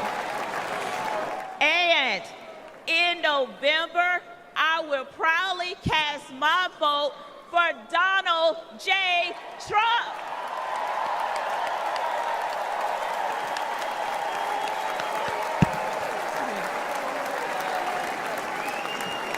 Only together we can make America's schools great again. Thank you, and God bless America.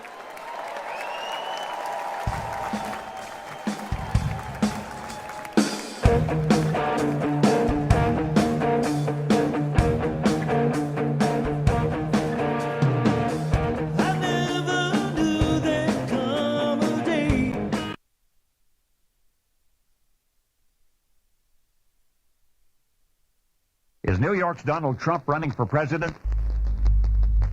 He bought full-page ads in 3 East Coast newspapers today stating his views on foreign policy, and these ads will win him a following. In the ads, he says, there's nothing wrong with American foreign policy that little backbone won't cure. And he says, we have no business spending ourselves broke in the Middle East, protecting ships that are not ours, and oil that we don't need. Rumblings in the Trump camp point as far as the presidency. Somebody has to help this country, and if they don't, the country and the world are in big trouble. Because within a short period of time, as sure as we're sitting here, there's not going to be a country and there's not going to be a world. I have no intention of running for president, and if it got so bad, I would never want to rule it out totally. Together, we will determine the course of America and the world for many, many years to come. For too long, a small group in our nation's capital has reaped the rewards of government, while the people have borne the cost. That all changes, starting right here and right now, because this moment is your moment. It belongs to you. The forgotten men and women of our country will be forgotten no longer. The Republican primary is over. Donald Trump basically has this nomination locked up.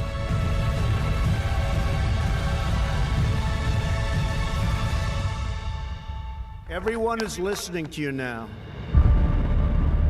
I will fight for you with every breath in my body, and I will never, ever let you down.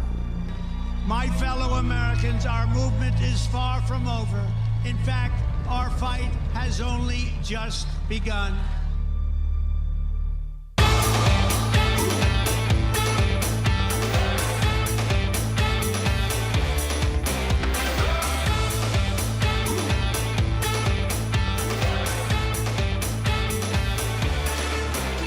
Hey everybody, this is Ronnie Jackson.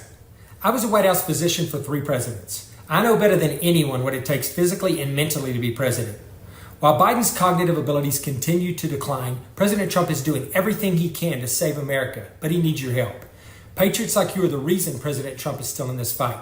So I have one ask. Can you chip in any amount right now to President Trump's campaign to make America great again?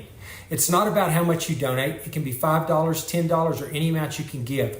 What's important is that me, you, and the entire MAGA movement join together before he accepts his nomination. Please chip in now by texting DONATE to 88022. Thank you.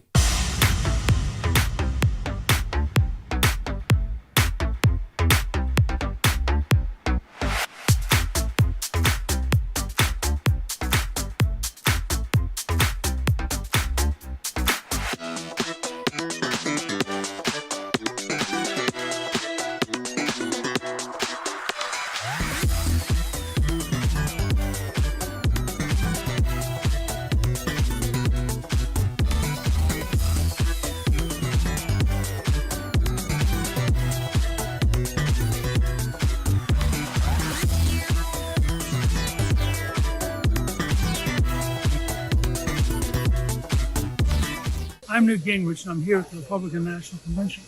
And I'm asking you to help President Donald Trump win the White House and kick Joe Biden out of there. If you'll send whatever you can afford to 88022, I believe you will be key in helping defeat Joe Biden.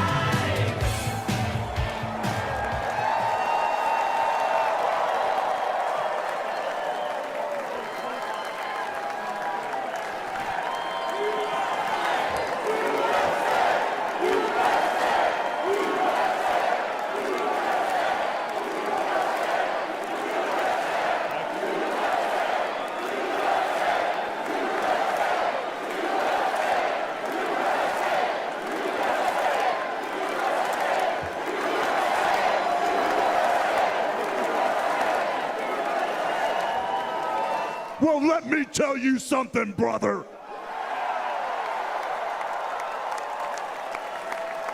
You know something?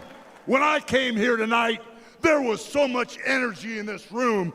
I felt maybe I was in Madison Square Garden getting ready to win another world title. Or maybe I thought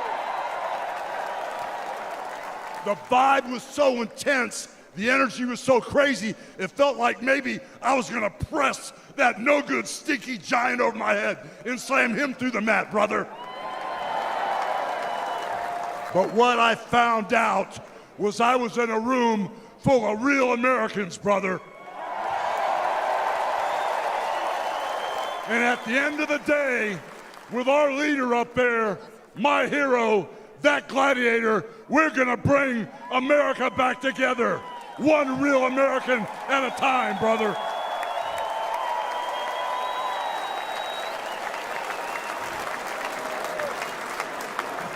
You know something? I've seen some great tag teams in my time. Hulk Hogan and, ooh yeah, the Macho Man Randy Savage. But you know something?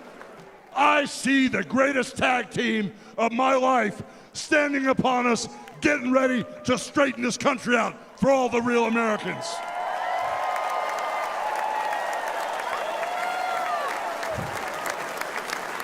You know, even though you guys are real Americans, you better get ready. Because when Donald J. Trump becomes the President of the United States, all the real Americans are gonna be nicknamed Trumpites. Because all the Trumpites are gonna be running wild for 4 years. So with the power of Donald J. Trump and all the Trumpites running wild, America is gonna get back on track, and like Donald J. Trump said, America is gonna be great again.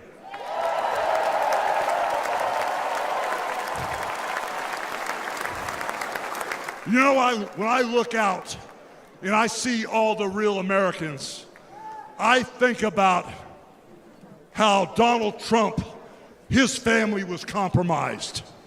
When I look out there and I see Donald Trump, I think about how his business was compromised. But what happened last week when they took a shot at my hero and they tried to kill the next President of the United States? Enough was enough. And I said, let Trumpomania run wild, brother. Let Trumpomania rule again. Let Trumpomania make America great again.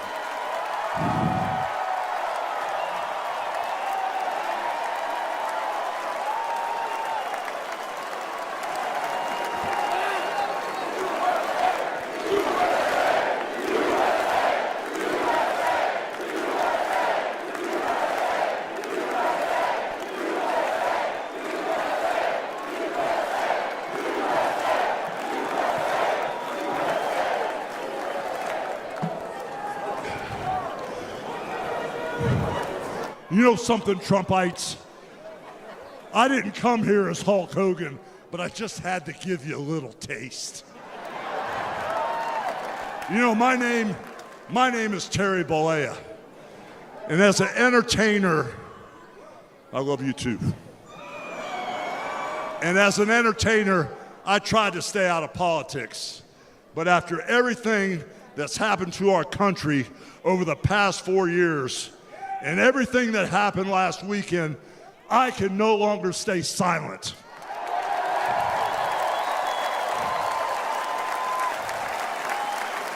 I'm here tonight because I want the world to know that Donald Trump is a real American hero.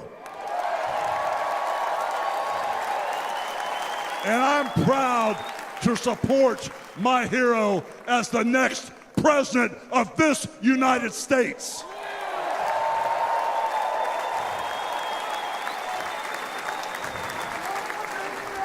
You know, guys, I've known Donald Trump for over 35 years. You know, hold on a second, hold on. I just had a flashback. I just had a flashback, man. This is really tripping. You know, the last time I was up on stage, Donald Trump was sitting at ringside at the Trump Plaza. I was bleeding like a pig, and I won the world title right in front of Donald J. Trump. And you know something? He's gonna win in November, and we're all gonna be champions again when he wins.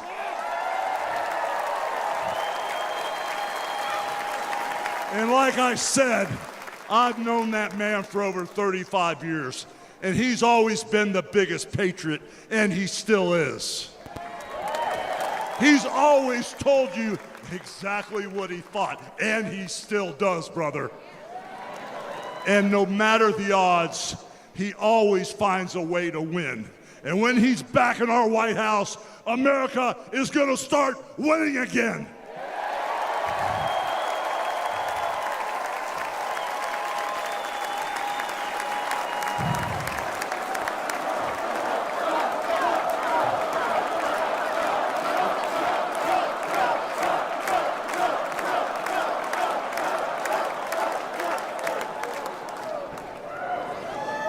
You know, guys, over my career, I've been in the ring with some of the biggest, some of the baddest dudes on the planet. And I've squared off against warriors, ooh yeah, savages. And I've even, like I said, body slammed giants in the middle of the ring. And I know tough guys. But let me tell you something, brother. Donald Trump is the toughest of them all.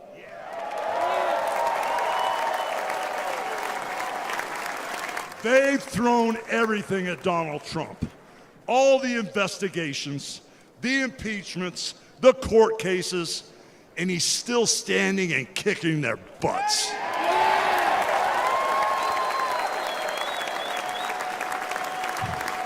You know, we never had it better than the Trump years. Back then, we had a thriving economy. We had strong borders. We had safe streets. We had peace and respect around the world. But then we lost it all in a blink of an eye. Crime is out of control. The border is out of control. The price of food and gas and housing is out of control. And the only person who can clean this up is Donald Trump.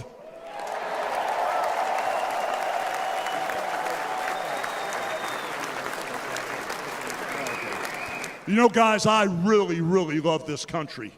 And I've lived the American dream. And I want my kids, your kids, and all those little teeny Hulkamaniacs out there to live the American dream too.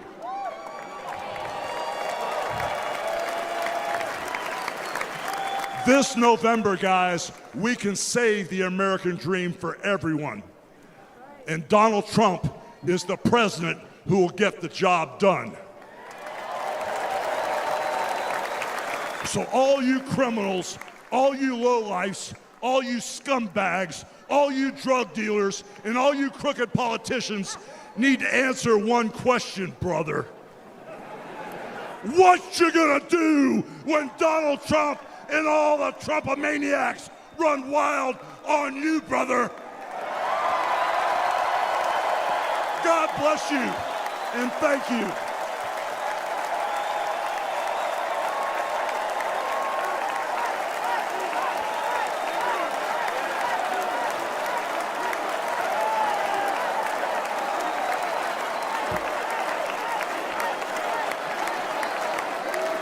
Ladies and gentlemen, please welcome the President and CEO of the Billy Graham Evangelistic Association and President of Samaritan's Purse, the Reverend Franklin Graham.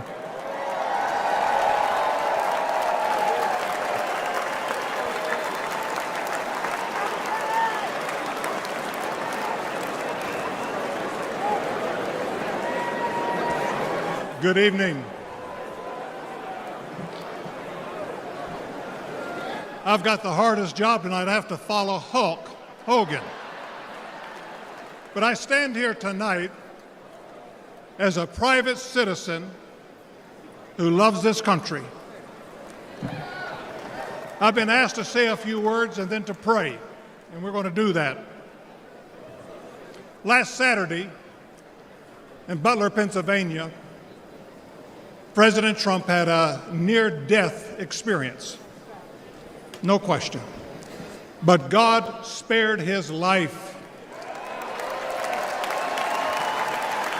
And when we go through those experiences, it changes us. It can cause us to examine our lives and to reevaluate our priorities, as you should. When President Trump rose from that platform, he rose with his fist raised in strength, showing America his unshakable resolve to fight for them in this nation.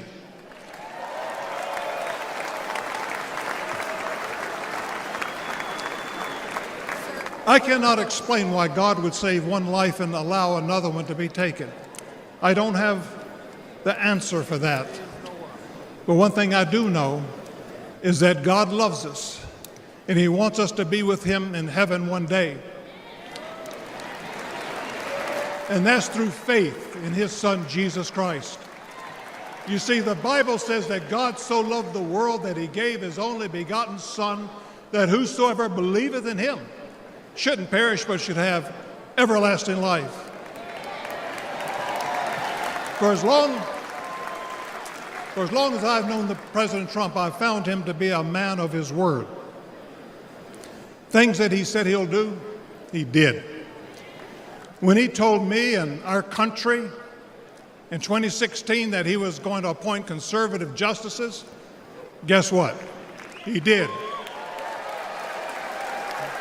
In 2016, he said he would defend religious liberty, and guess what? He did. In 2019, I was with him at the United Nations when the first president of history of this country stood there to advocate for religious liberty worldwide.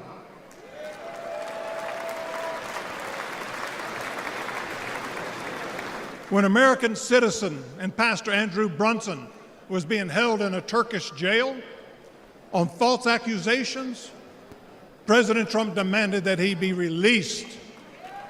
And he applied economic pressure and sanctions until they did that. I'm grateful and thankful for what he did as a 45th president of the United States. And I know that as the 47th president, he will keep his word to the American people to make America great once again.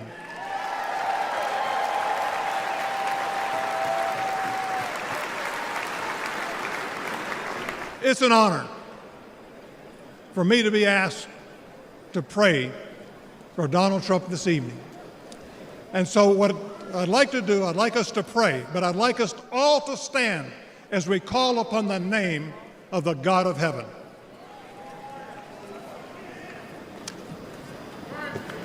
Our Heavenly Father, we come before you this evening with grateful hearts.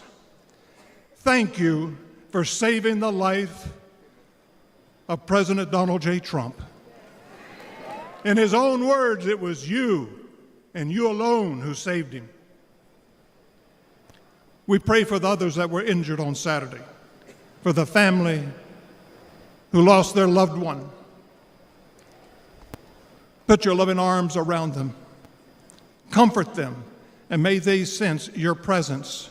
We stand before you tonight. We say thank you for the provisions you have given to the United States of America. You have blessed this country more than any country in the world. Sadly, as a nation, we have forgotten who is responsible for all the freedoms, the liberties, and the bounty that we enjoy. It has all come for you. Thank you. This evening, our nation is in trouble. We're divided politically, racially, economically, with millions of people seeking refuge and hope in our dry and thirsty land. You're the only one who can fix the complexity of the problems that we face today. We pray for President Trump that you would give him wisdom, strength, and a clear vision for the future of this nation and the task that is at hand. Continue to protect him from his enemies. I pray that you would surround him with men and women who will give him sound counsel and guidance. We pray for Melania, for Barron, and for all the President Trump's children and grandchildren. We pray for Senator J.D. Vance, his wife Ulsa, along with their young family. We're thankful for his strong stand for defending life. As your word instructs, we also pray for the leaders of our nation, whether they're Republican, Democrat, or Independent. We know that all authority comes from you. You are a great God, and we ask that if it be thy will that you will make America great once again. And we ask that you'll unite our hearts, bring us together, one nation under God, indivisible, with liberty and justice for all. And we pray this in the mighty name of my Lord and Savior, Jesus Christ, the King of Kings and the Lord of Lords. Amen.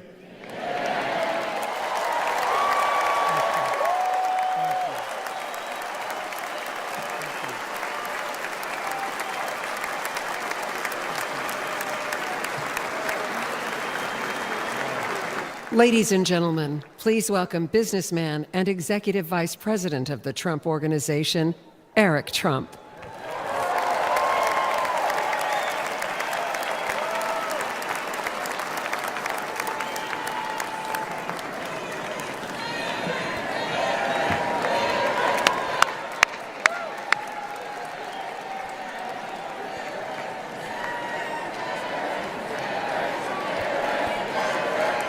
Good evening, America.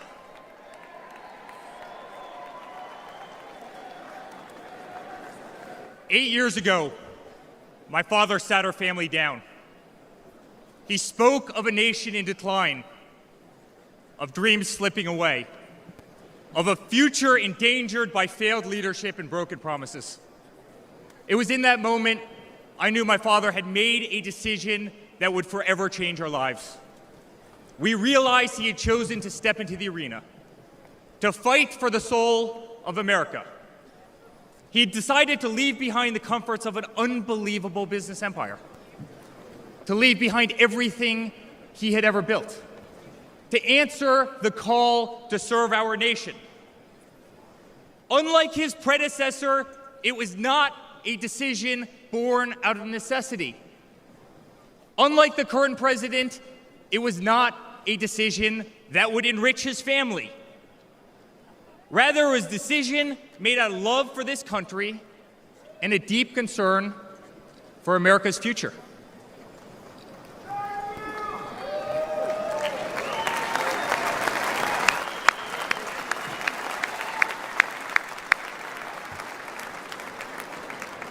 My father was clear it would not be easy, that there would be a huge price to pay, and that the attacks would be vicious. Looking back, that was an understatement. The made-up Russia hoax, the sham impeachments, the efforts to destroy an unbelievable company, a company that I run today, the efforts to cancel us, to silence him, to gag his free speech, and to drag him through every radical left courthouse in America, to take his life. Yet through it all, he's shown unwavering courage and determination, not just in public, but in every private conversation with me and our family.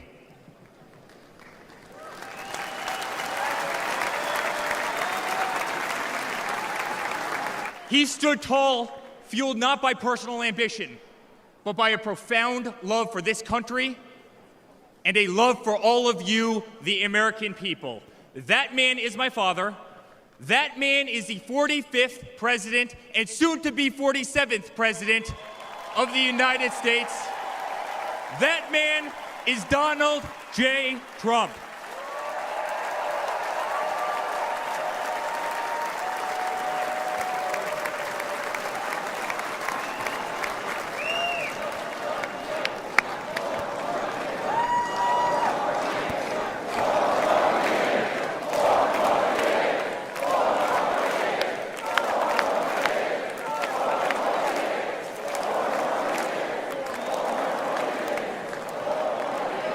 Each time I've stood on this stage, America has been at a dire crossroads. In 2016, many people began to doubt the promise of America. Our economy was struggling, jobs were scarce, our standing on the world stage was weak at best. Veterans were forgotten. Our military was in shambles. Our educational system was broken, ranked 30th in the world. He could no longer tolerate an inept administration that handed $150 billion to Iran, a country that chants death to America, or witness the continued attacks on our Constitution and our religious liberty, or see the disrespect shown to our unbelievable law enforcement officers who are being disarmed, defunded, and persecuted each and every day. He could no longer stand to see words like Christmas stripped from public use or the Pledge of Allegiance removed from our schools. But my father saw potential where others saw despair. Donald Trump built the New York City skyline. He did so during a time when businesses were turning away from the city he loved. Crime was rampant. The streets were dirty. But he had the Midas touch, and he turned those streets and neighborhoods into gold. He faced every challenge with tremendous vision and grit. As he did during the 2016 election, he rolled up his sleeves. He remained unapologetic. He did not care to be politically correct.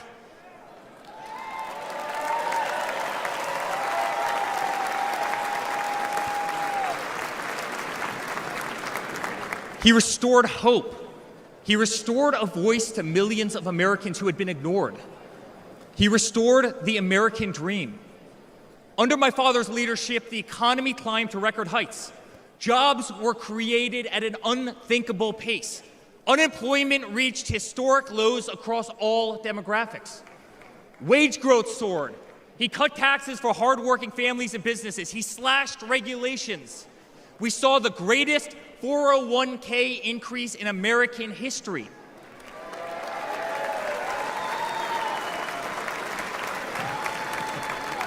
People bought their first homes in an environment that saw 2 to 3% interest rates. They started their families. My father made the United States energy independent with the lowest gas prices in decades.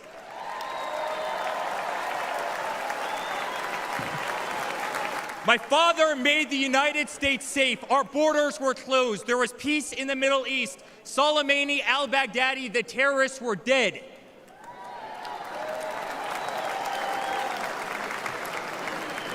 My father made the United States respected again, with the courage to walk into countries like North Korea, with the courage to impose tariffs on China, and with the courage to tear up trade deals that cost Americans their jobs.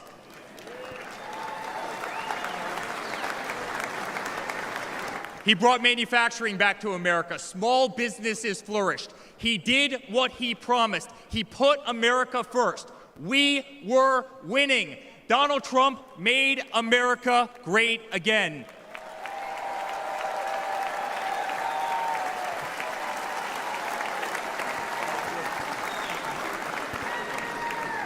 But he also created a movement that threatened the special interests in the political elites. A movement that cast a bright light on the institutions weaponized against the American people. You see it in our schools. God bless the moms who fought back.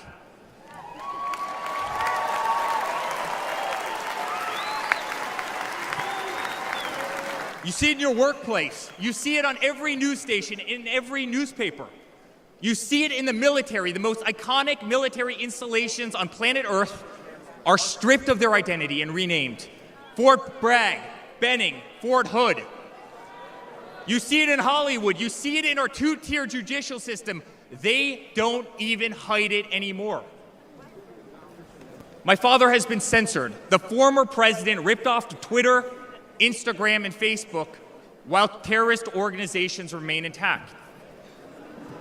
My father has been persecuted, targeted by far-left Democrats funded by special interest groups and hand-picked judges.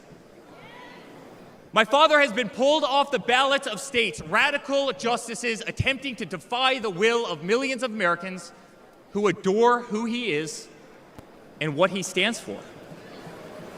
My father even became the target of an assassin who almost killed America's single greatest hope for our future.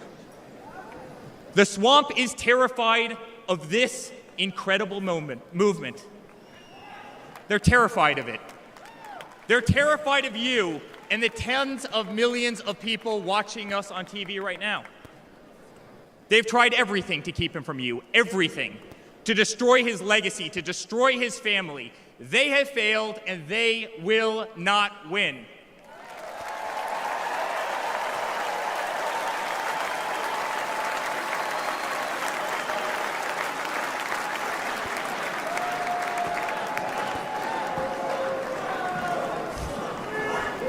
I love my Florida delegation right here.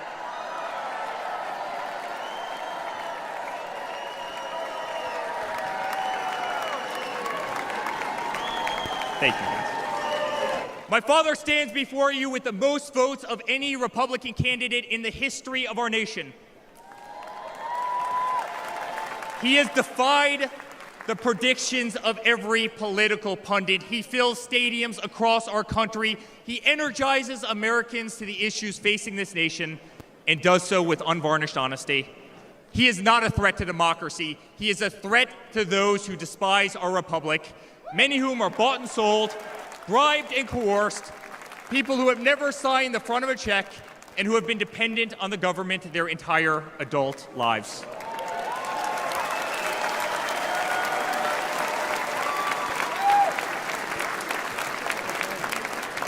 Today, as it was in 2016, America's at that crossroads again. Energy prices are soaring, interest rates are crippling, everything is unaffordable. The US dollar has been diminished. Inflation has made it impossible for Americans to live, to save for their future. Our infrastructure is crumbling. Our border is out of control. Millions are dead and displaced in Russia and Ukraine, a war that has no end and a war that we are funding. The Middle East has become a hornet's nest. Our greatest ally, Israel, totally under siege. Fentanyl is killing our youth and destroying families, while the current administration stands idly by, hoping their inaction will import illegal votes. Crime terrorizes our cities and our suburbs as far-left policies handcuff police. Male athletes, guys my height, 6'5", are swimming in women's sports.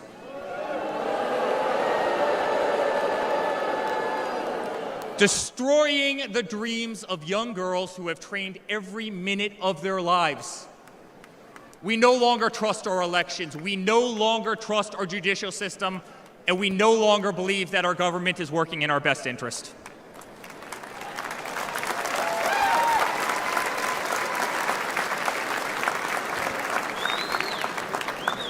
In spite of where we are today as a nation, I'd like to speak to every American.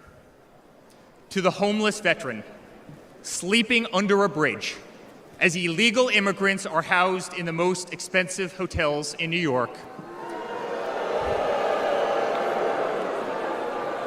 I'm sorry.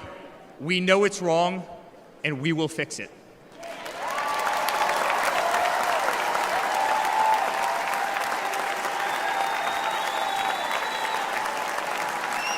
To the single mother who can no longer afford her rent, afford groceries, and has been forced to work 3 jobs.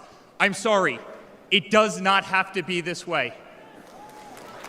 To the parents who lost a son or daughter to fentanyl, including the incredible woman that spoke the other night, while an administration does absolutely nothing.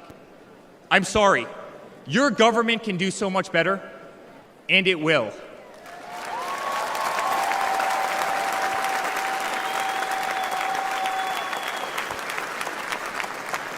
To the children who are being brainwashed instead of learning the fundamentals in school, I'm sorry, there are teachers who care, and my father will empower them.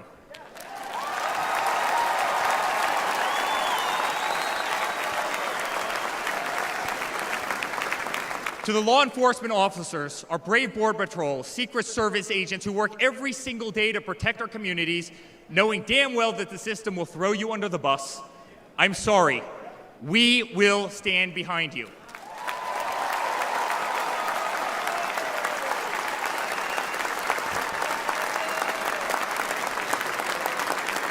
To commuters often petrified to take a bus, take a train, or walk the streets in cities across our nation, I'm sorry. That man right there will fix this.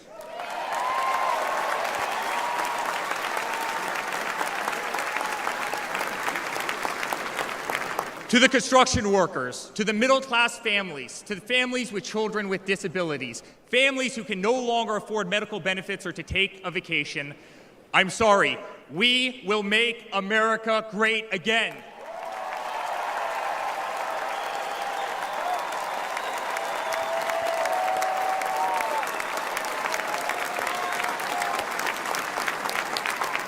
And to my father, who has been ruthlessly silenced, slandered, and attacked by a corrupt administration, I'm sorry.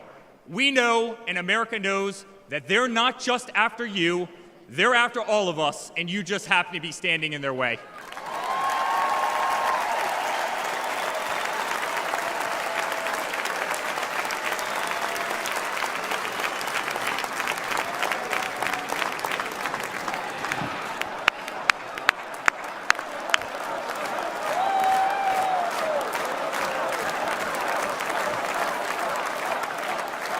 To all Americans watching tonight, the greatest retribution will be our success. Success not just for ourselves, but for our grandchildren and our children. Under President Donald J. Trump, the swamp will be drained. America will be respected. Our cities will be safe. Our streets will be clean. And our border will once again be secure.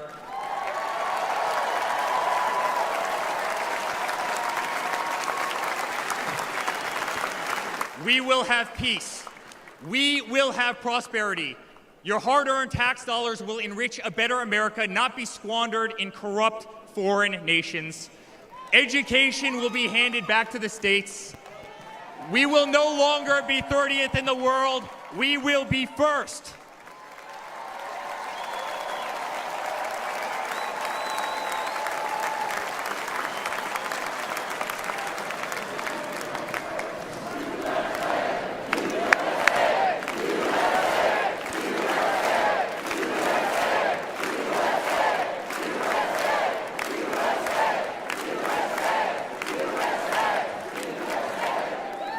Our children will understand family, our children will have values, and our children will love God.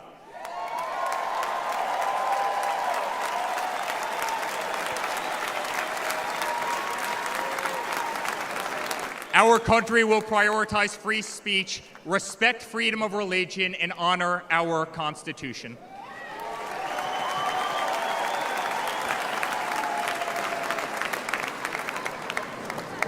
As his son, I've never been more proud of a person in my life. A man who has defied all odds more than once. A man who believed in the promise of America when others turned away. A man who saw a nation in need of a champion and answered that call with unwavering determination and courage. A man who survived a bullet that was intended to eliminate him permanently from our future and from our family. Never have I been more proud to be a Trump.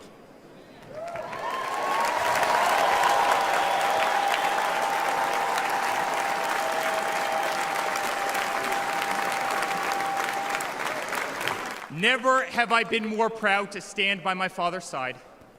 I remain incredibly honored to be part of this journey, a journey with all of you, a journey to save the greatest country on earth, a journey with the most incredible people I have ever met. Dad,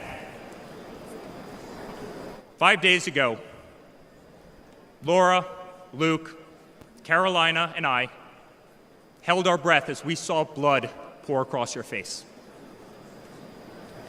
By the grace of God, divine intervention, and your guardian angels above, you survived.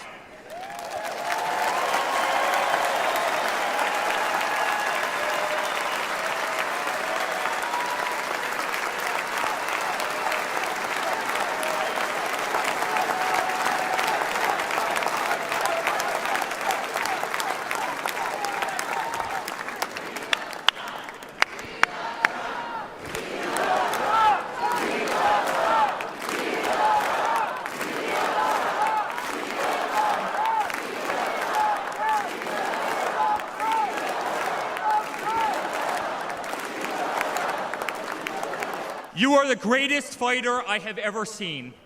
You are strong, you are full of life, and you are unapologetic. Your optimism is contagious. Your backbone is unbreakable. Your conviction to fight for what is right and against all that is wrong is truly next level.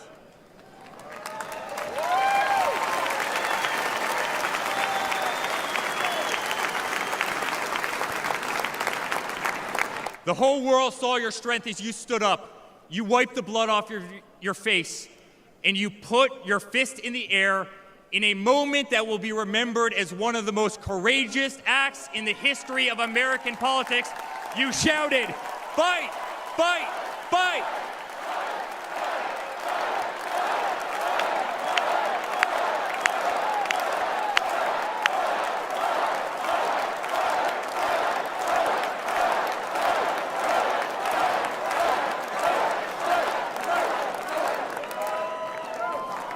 I'm honored to be your son.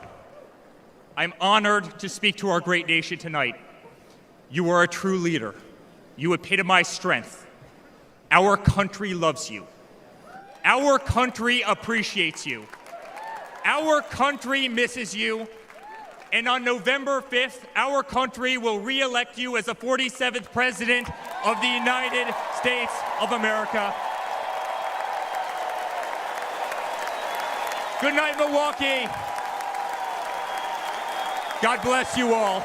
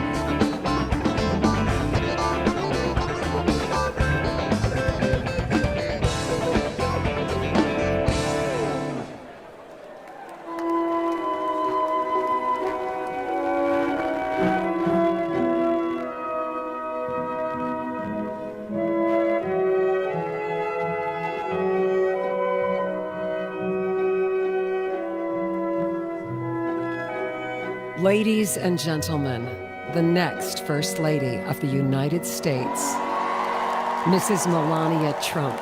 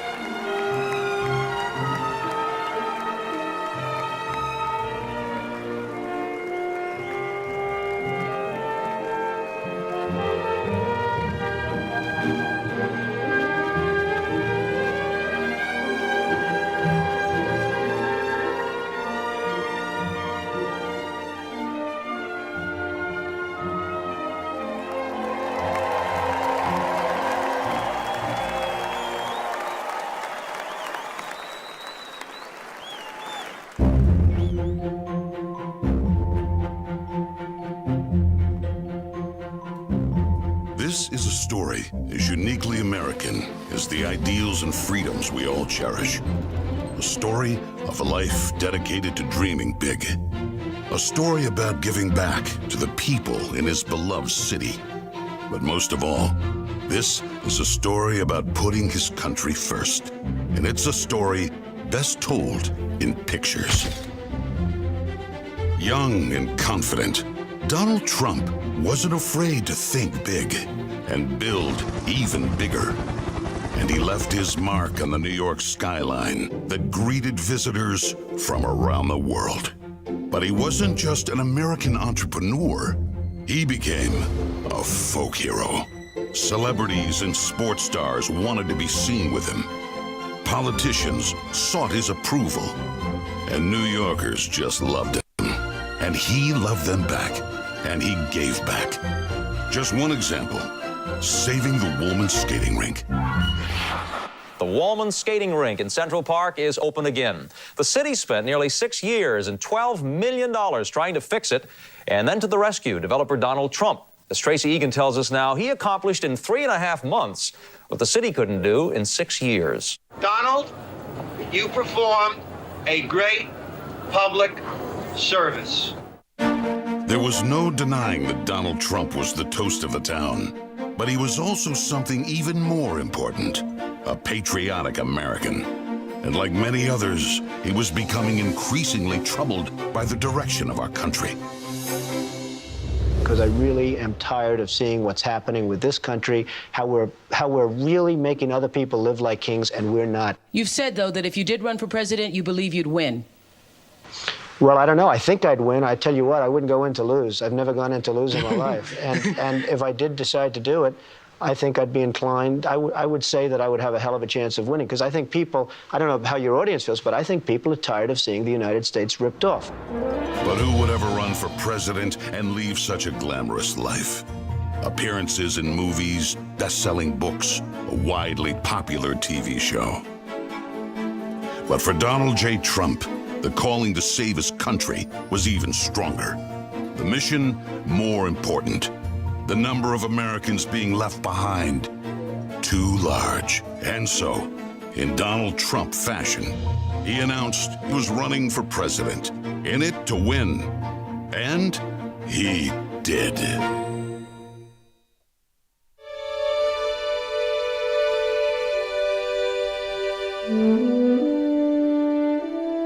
From his first day in office, the Washington politicians learned something about President Trump.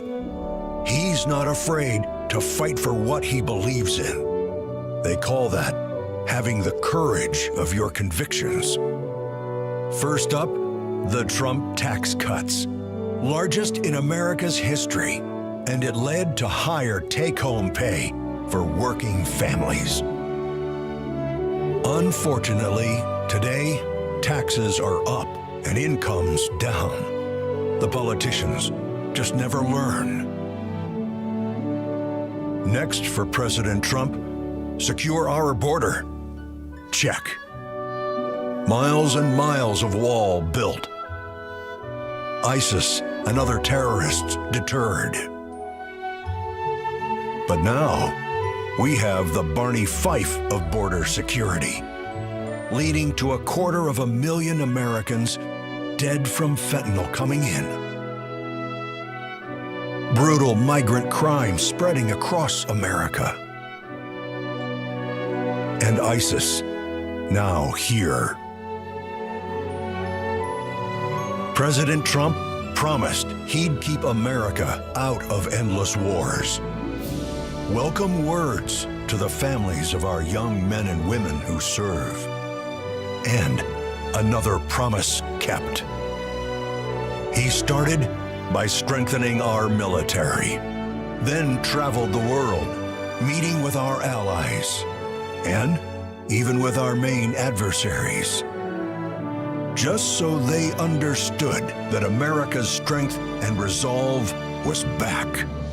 Because that's what a strong commander-in-chief does.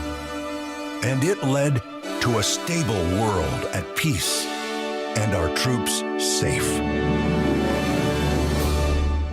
Today, a different story. Our enemies smelled weakness, then set the world on fire.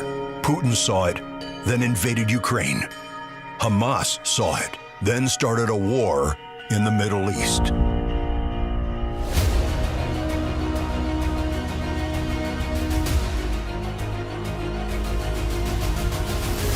There's one more thing we've learned about President Trump. He believes so strongly in America, so optimistic for our possibilities, and so committed to fighting to once again make our country great, that there is nothing that is going to stop him.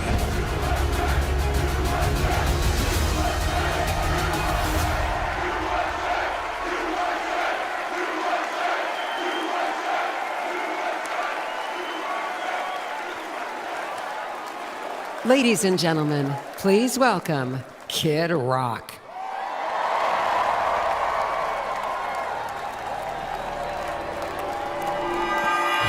What up, America? If you're ready for President Trump to take the stage, I need everybody to stand up. I need everybody to put a fist up in the air. Everybody, get a fist up in the air. Now follow me. Say fight, fight. Say fight, fight. Say fight, fight. Say somebody scream.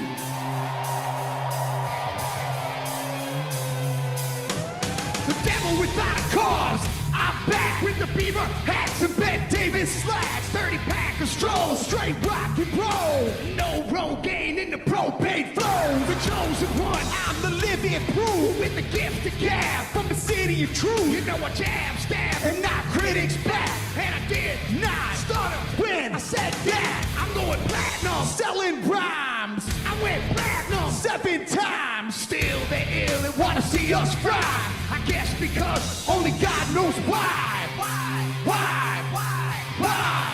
Oh, they call me cowboy, I'm the singer of black. Throw a fist in the air, let me see where you're at. Say fight, fight. Say fight, fight. Say fight, fight. I say Trump, Trump.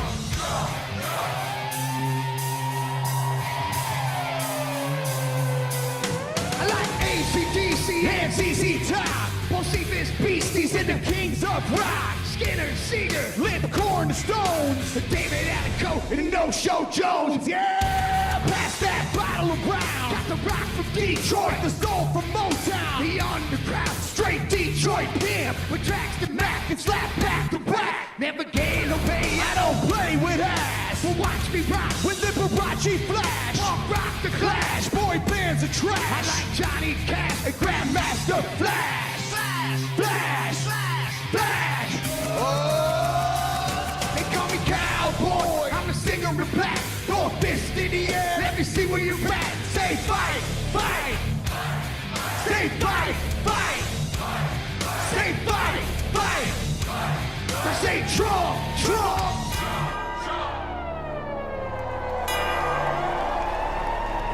I'm an American badass. Watch me kick. You can roll and rock, or you can.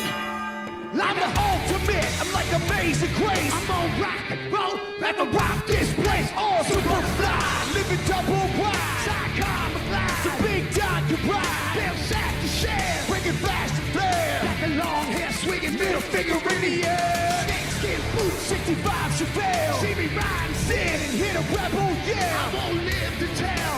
So if you do, rock for freedom and rock for truth. Who knew I'd blow like Oklahoma, Florida, Georgia, Arizona. Smell the aroma and check my hits. I know it stinks in here, cause Trump's the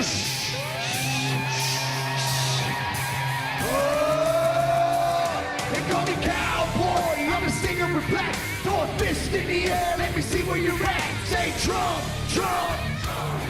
Say Trump, Trump. Say Trump, Trump.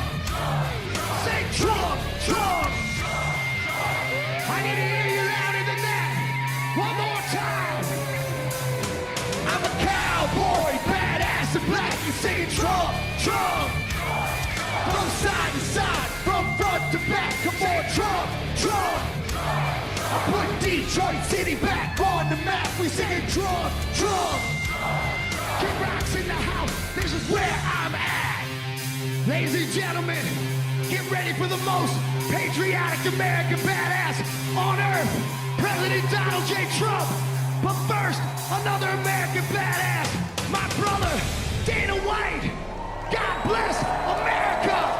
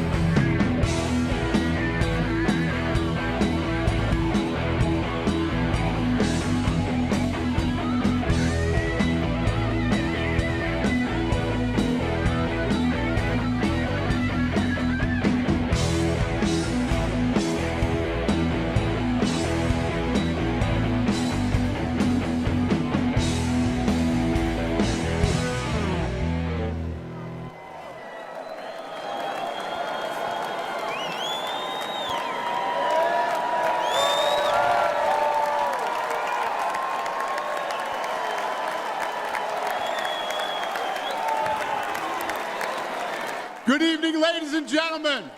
I am Dana White. I am the CEO and president of the Ultimate Fighting Championship. So 2 weeks ago, I got a call from President Trump asking me if I'd be willing to speak tonight. As usual, there was no pressure, no demands. He asked me as a friend, and of course I said yes. Then, after I accepted his offer, he sent me a text message, and I just want to read to you a little piece of what President Trump wrote to me.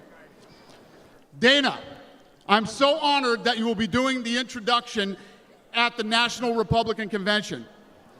Think of it as the biggest fight you ever had, a fight for our country and even the world. I only wish you didn't have to interrupt your family trip, but I hope they understand they love you and they know how important this is. Now think about this. This man's running for president of the United States. He's fighting for the future of this country, and he's concerned about interrupting my family trip. That's the President Trump that I know, a man who truly cares about people. The mainstream media likes to push the narrative that he doesn't care about anyone but himself. I absolutely know that's not the truth because I've been friends with this guy for 25 years. And for the people who know me, they'll know this is true. I just want to make something very clear. Nobody in the Trump campaign has ever told me what to say. Nobody tells me what to say, and I'm nobody's puppet.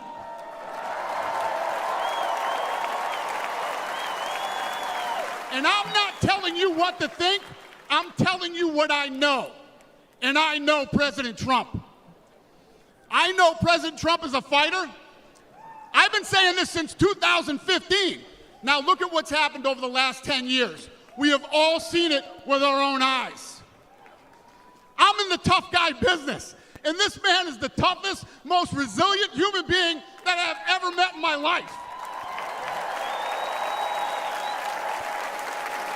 The higher the stakes, the harder he fights, and this guy never, ever gives up. So what's at stake here? The answer is in President Trump's text, and I quote, "A fight for our country." I know why he's running for president again. Why else would he put himself through everything he's dealt with just to get back here? We all know he doesn't need this. This guy's got a great life, he has a beautiful family, and he has achieved everything that you could possibly achieve in life. I know President Trump is literally putting his life on the line for something bigger than himself, and he's willing to risk it all because he loves this country.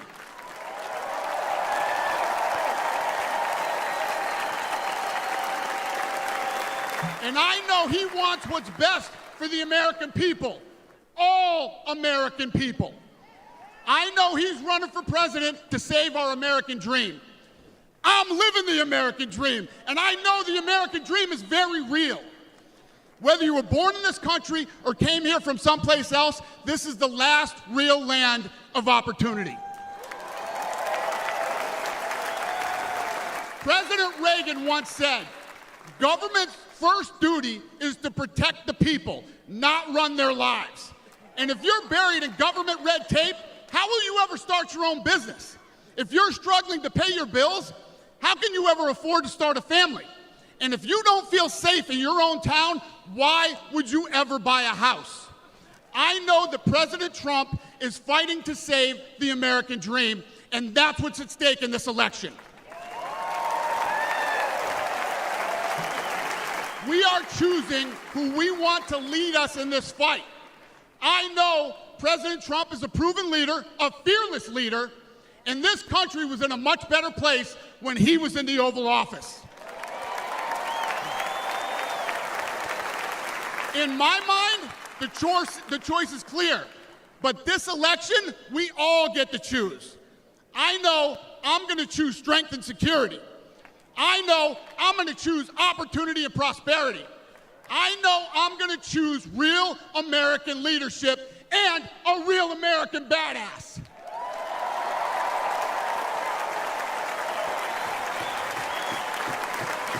And I'm not telling you what choice to make, and I'm not telling you what to think. I'm telling you what I know. I know America needs a strong leader, and the world needs a strong America. I know Donald J. Trump is the best choice for President of the United States. My fellow Americans, it is my honor to introduce the 45th and soon-to-be 47th President of the United States, Donald J. Trump.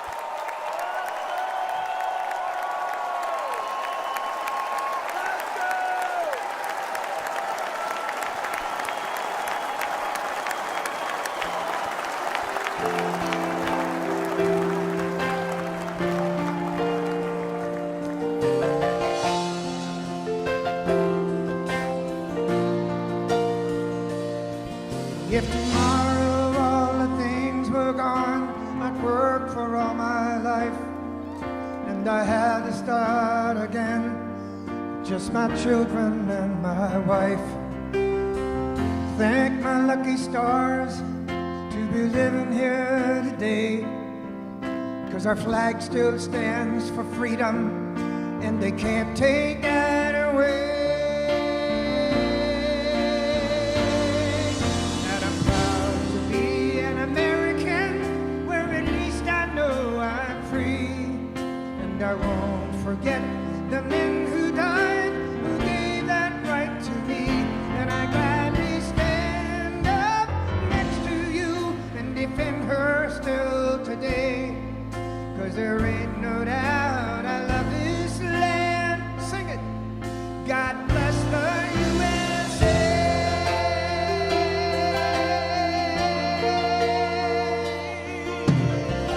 Yeah.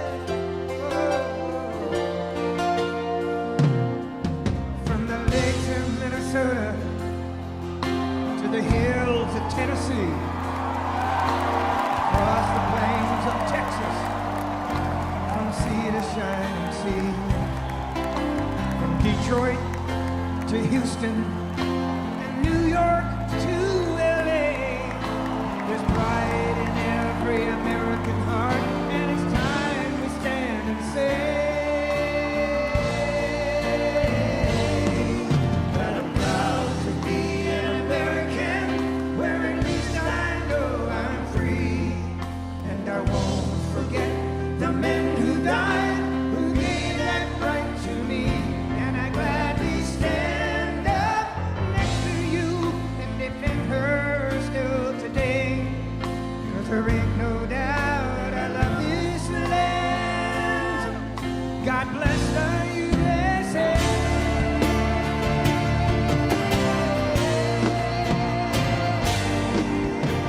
And I'm proud to be an American, where at least I know I'm free. And I won't forget the men who died, who gave that right to me. And I gladly stand up next to you and defend her still today. 'Cause there ain't no doubt I love this land. God bless the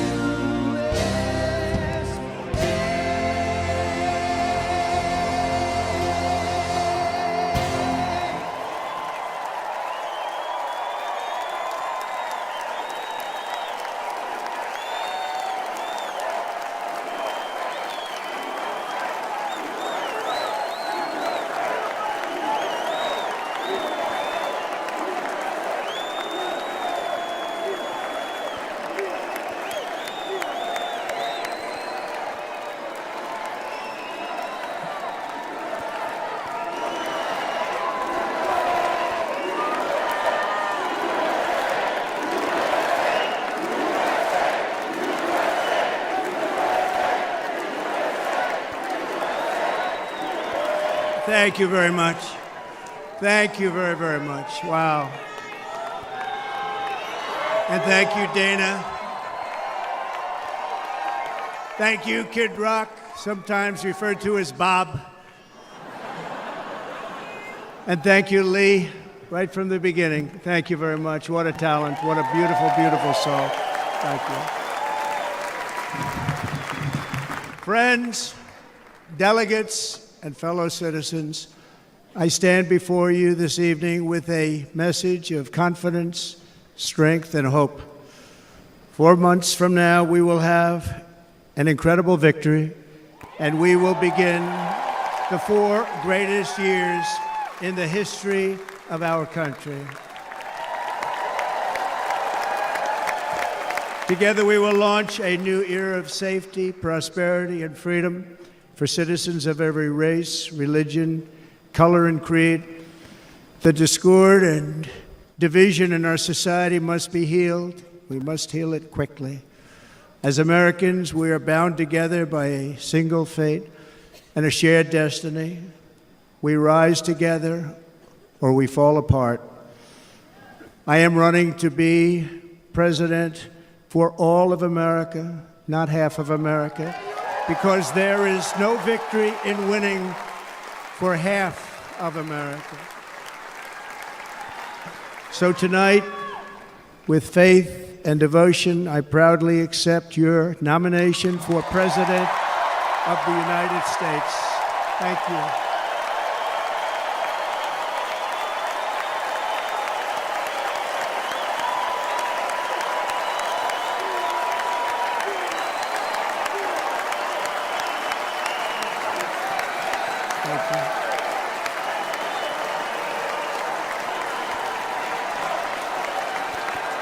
Thank you very much.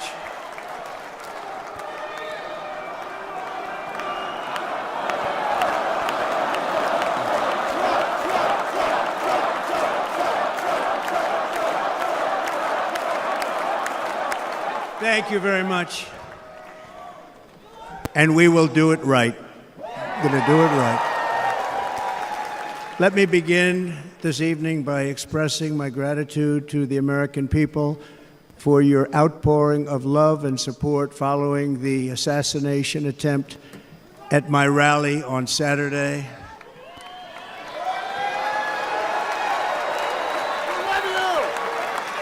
As you already know, the assassin's bullet came within a quarter of an inch of taking my life. So many people have asked me, what happened? Tell us what happened, please. And therefore, I will tell you exactly what happened, and you'll never hear it from me a second time because it's actually too painful to tell. It was a warm, beautiful day in the early evening in Butler Township in the great Commonwealth of Pennsylvania. Music was loudly playing, and the campaign was doing really well. I went to the stage, and the crowd was cheering wildly. Everybody was happy. I began speaking very strongly, powerfully, and happily because I was discussing the great job my administration did on immigration at the southern border. We were very proud of it.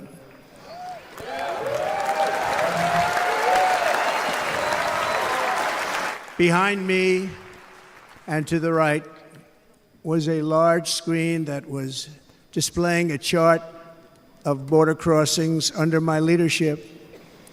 The numbers were absolutely amazing. In order to see the chart, I started to, like this, turn to my right and was ready to begin a little bit further turn, which I'm very lucky I didn't do, when I heard a loud whizzing sound and felt something hit me really, really hard on my right ear. I said to myself, wow, what was that? It can only be a bullet. And moved my right hand to my ear, brought it down. My hand was covered with blood, just absolutely blood all over the place. I immediately knew it was very serious, that we were under attack, and in one movement proceeded to drop to the ground. Bullets were continuing to fly as very brave Secret Service agents rushed to the stage, and they really did. They rushed to the stage.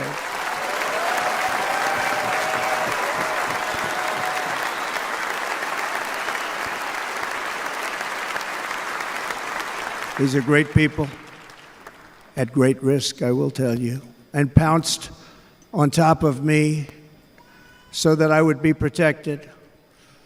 There was blood pouring everywhere, and yet, in a certain way, I felt very safe because I had God on my side. I felt that.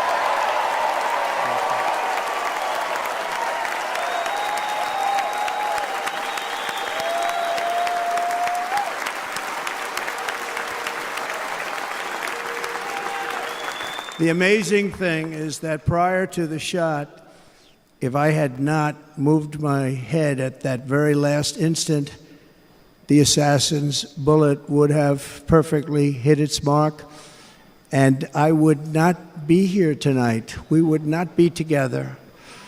The most incredible aspect of what took place on that terrible evening in the fading sun was actually seen later. In almost all cases, as you probably know, and when even a single bullet is fired, just a single bullet, and we had many bullets that were being fired, crowds run for the exits or stampede, but not in this case. It was very unusual.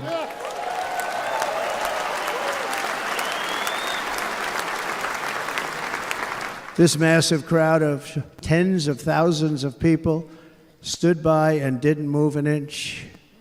In fact, many of them bravely, but automatically stood up looking for where the sniper would be. They knew immediately it was a sniper, and then began pointing at him. You can see that if you look at the group behind me. That was just a small group compared to what was in front.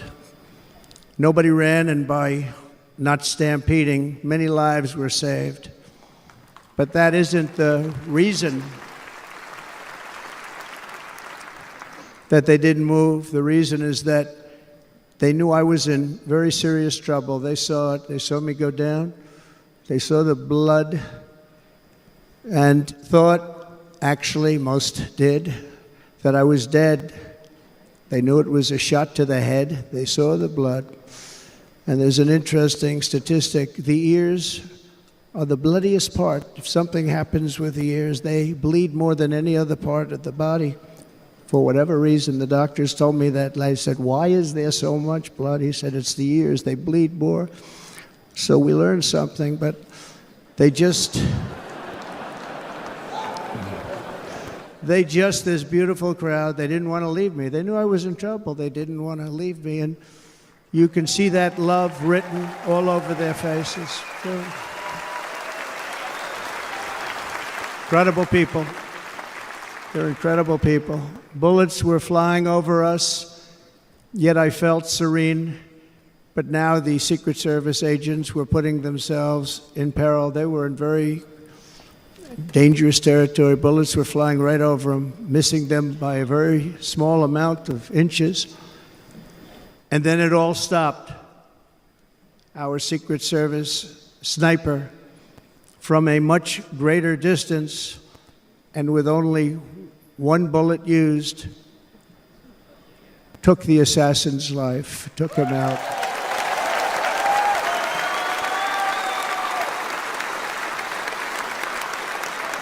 I'm not supposed to be here tonight. Not supposed to be here. Yes, you are. Yes, you are. No?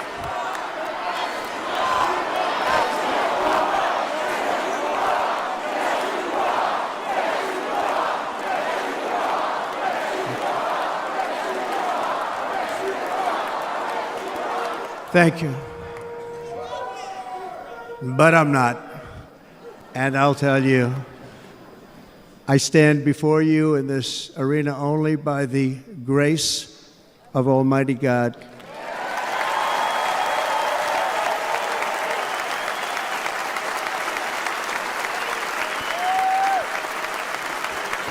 In watching the reports over the last few days, many people say it was a providential moment.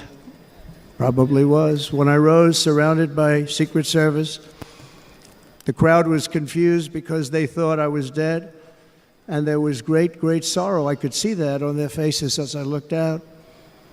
They didn't know I was looking out. They thought it was over.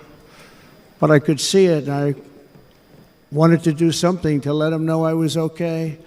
I raised my right arm, looked at the thousands and thousands of people that were breathlessly waiting, and started shouting, "Fight, fight, fight."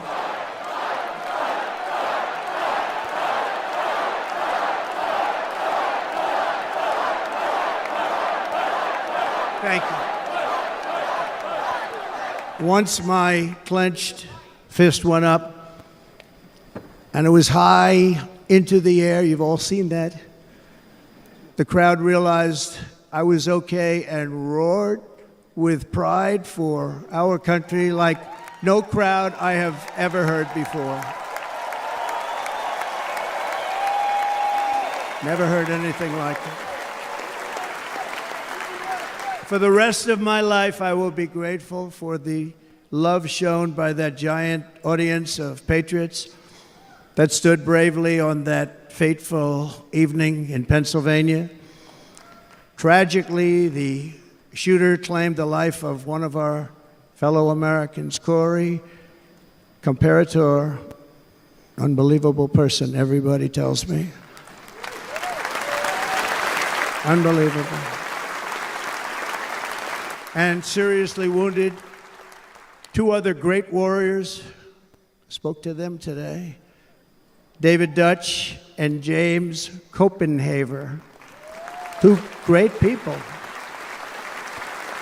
I also spoke to all three families of these tremendous people.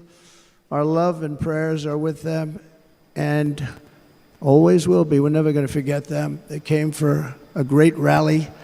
They were serious Trumpsters, I want to tell you. They were serious Trumpsters and still are. But Corey, unfortunately, we have to use the past tense. He was incredible. He was a highly respected former fire chief, respected by everybody.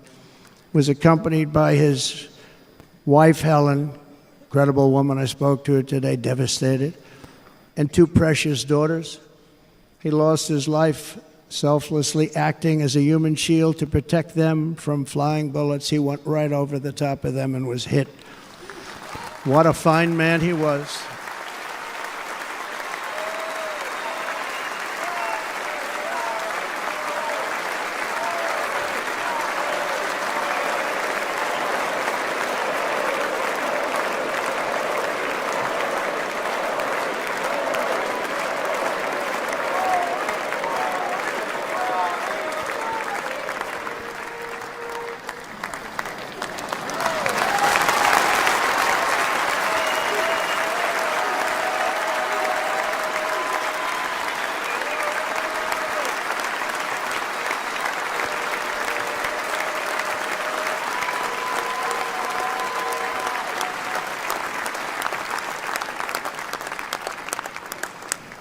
I want to thank the fire department and the family for sending his helmet, his outfit, and it was just something, and they're going to do something very special when they get it. But we did something which cannot match what happened, not even close. But I am very proud to say that over the past few days, we've raised $6.3 million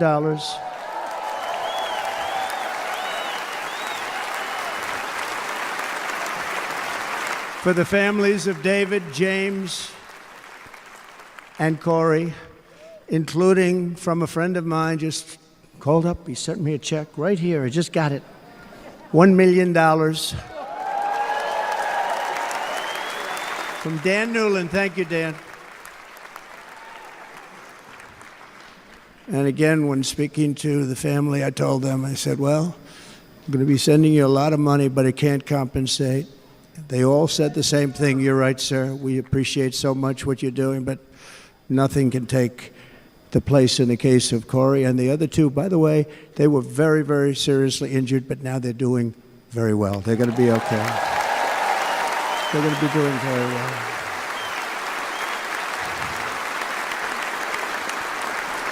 They're warriors.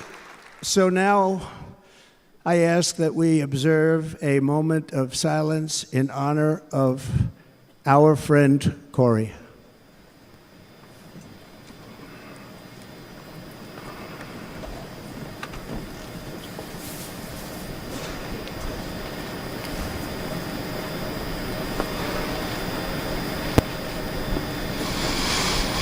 There is no greater love than to lay down one's life for others.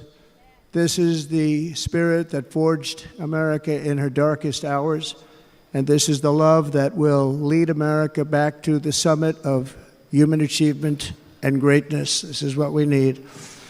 Despite such a heinous attack, we unite this evening more determined than ever. I am more determined than ever, and so are you. So is everybody in this room.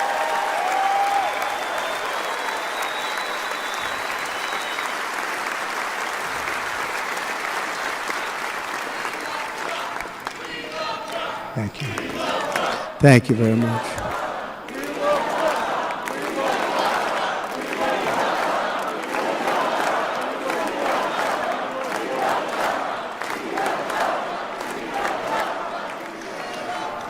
Our resolve is unbroken and our purpose is unchanged to deliver a government that serves the American people better than ever before. Nothing will stop me in this mission because our vision is righteous and our cause is pure. No matter what obstacle comes our way, we will not break, we will not bend, we will not back down, and I will never stop fighting for you, your family, and our magnificent country. Never.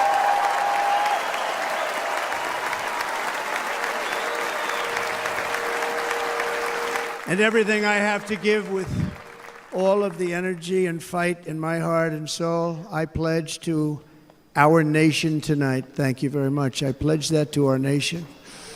We're going to turn our nation around, and we're going to do it very quickly. Thank you.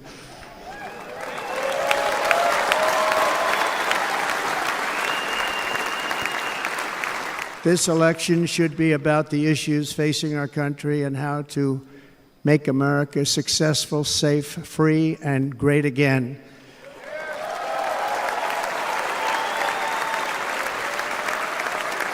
In an age when our politics too often divide us, now is the time to remember that we are all fellow citizens. We are one nation under God, indivisible, with liberty and justice for all.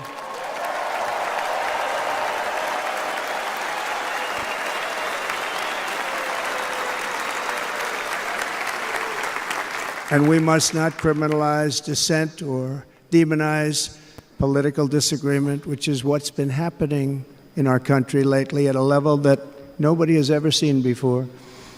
In that spirit, the Democrat Party should immediately stop weaponizing the justice system and labeling their political opponent as an enemy of democracy. Especially since that is not true. In fact, I am the one saving democracy for the people of our country.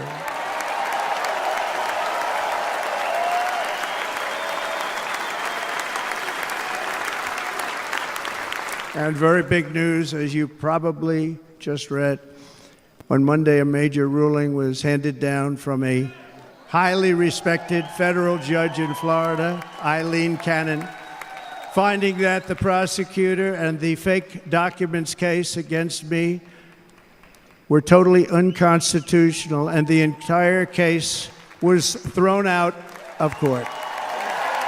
With all of that publicity, thrown out of court. If Democrats want to unify our country, they should drop these partisan witch hunts, which I have been going through for approximately 8 years. And they should do that without delay and allow an election to proceed that is worthy of our people. We're going to win it anyway, but worthy of our people. On this journey, I am deeply honored to be joined by my amazing wife, Melania.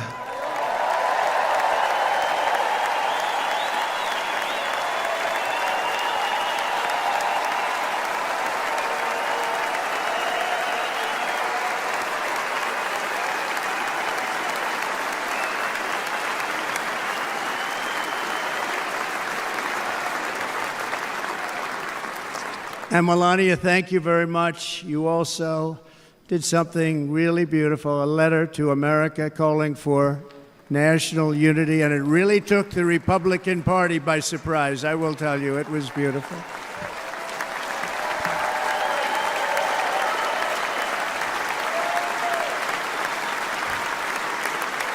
In fact, some very serious people said that we should take that letter and put it as part of the Republican platform. That would be an honor, wouldn't it? Right, Mr. Congressman?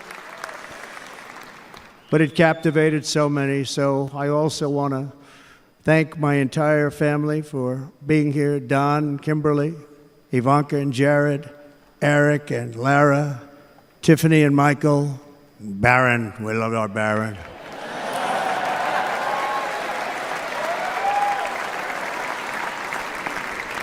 And of course, my 10 wonderful grandchildren. You saw a few of them up there on my lap before.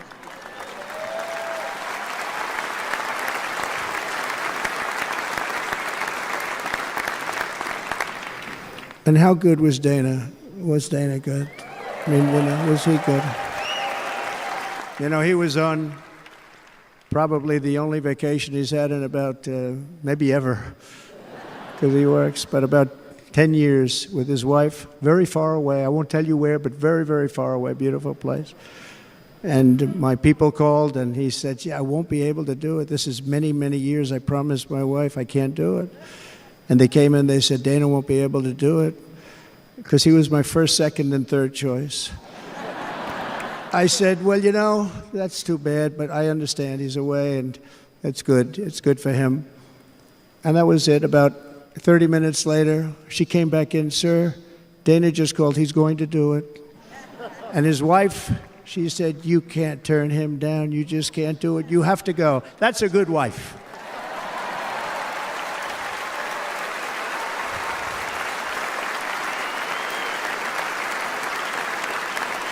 So he got on a plane. He got here a little while ago. Now he's going to get on the plane in a little while, and he's going to go back home to his wife.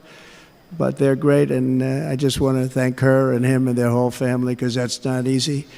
And Kid Rock, same thing. Called, he said, I want to be a part of it. I want to be a part, because, Kid does his great song, Big, Big Monster song. I had no idea. He became a friend of mine over the last 10 years. And he's amazing. Everyone loves him. I didn't even know how big he was. He has rallies, 35,000, 40,000 people he gets every time he goes out. I think he's making so much money, he doesn't know what the hell to do with it. You want to know?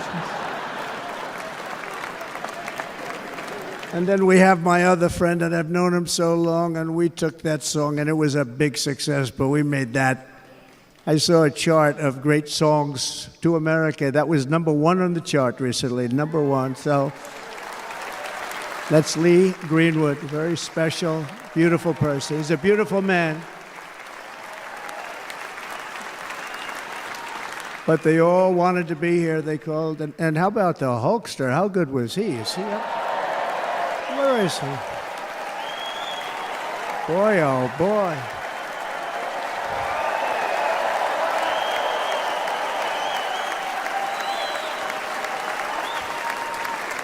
They may call that entertainment. I know about entertainment, but when he used to lift a 350-pound man over his shoulders and then bench press him 2 rows into the audience, I say maybe entertainment, but he is one strong son of a gun. I'm going to tell you, I watched it many times. There aren't a lot of entertainers that can do that, right? You were fantastic. Thank you very much. Followed by Eric. What was that all about? Boy, that was good. I didn't want to really come up here. But he was so great, and he's such a good young man. He went through a lot of trouble, and Don last night was incredible. They went through so much trouble. They got subpoenaed more than any people probably in the history of the United States. Every week they get another subpoena from the Democrats, crazy Nancy Pelosi, the whole thing, just boom, boom, boom. They've got to stop that because they're destroying our country. We have to work on making America great again, not on beating people.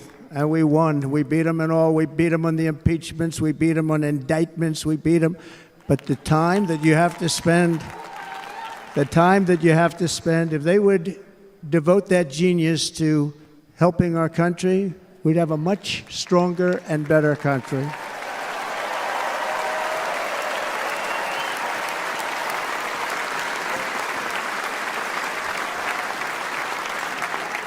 And Jason, the biggest star in country music. Jason, thank you for being here. Jason, thank you very much. Jason Aldean, he's good. I like his wife even better, by the way. She's here. Thank you, Jason. But I'm thrilled to have a new friend and partner fighting by my side.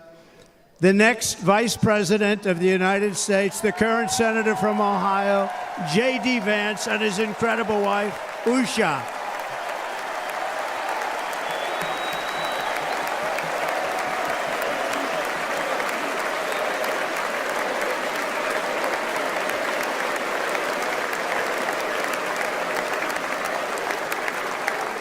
He's going to be a great Vice President. He's going to be great. He'll be with this country and with this movement, greatest movement in the history of our country, Make America Great Again. When they criticize it, they say, we're going to try and stop MAGA. I said, MAGA is Make America Great Again. What are you going to stop? There's nothing to stop. Then they say, oh, that's right. It's very tough to fight it. And all of the people that did try and fight it have failed. But he's going to be with us for a long time, and it was an honor to select him. Great student at Yale. His wife was a great student at Yale. They met at Yale. These are two smart people. So, J.D., you're going to be doing this for a long time. Enjoy the ride.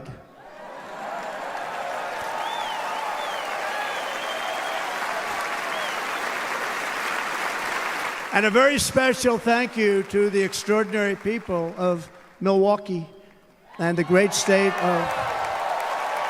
Oh, there they are. There they are. You are so easy to spot. And Green Bay's going to have a good team this year, right? They're going to have a good team. They're going to have a good team. Most of the audience doesn't like it, but it's true. You're going to have a very good team this year.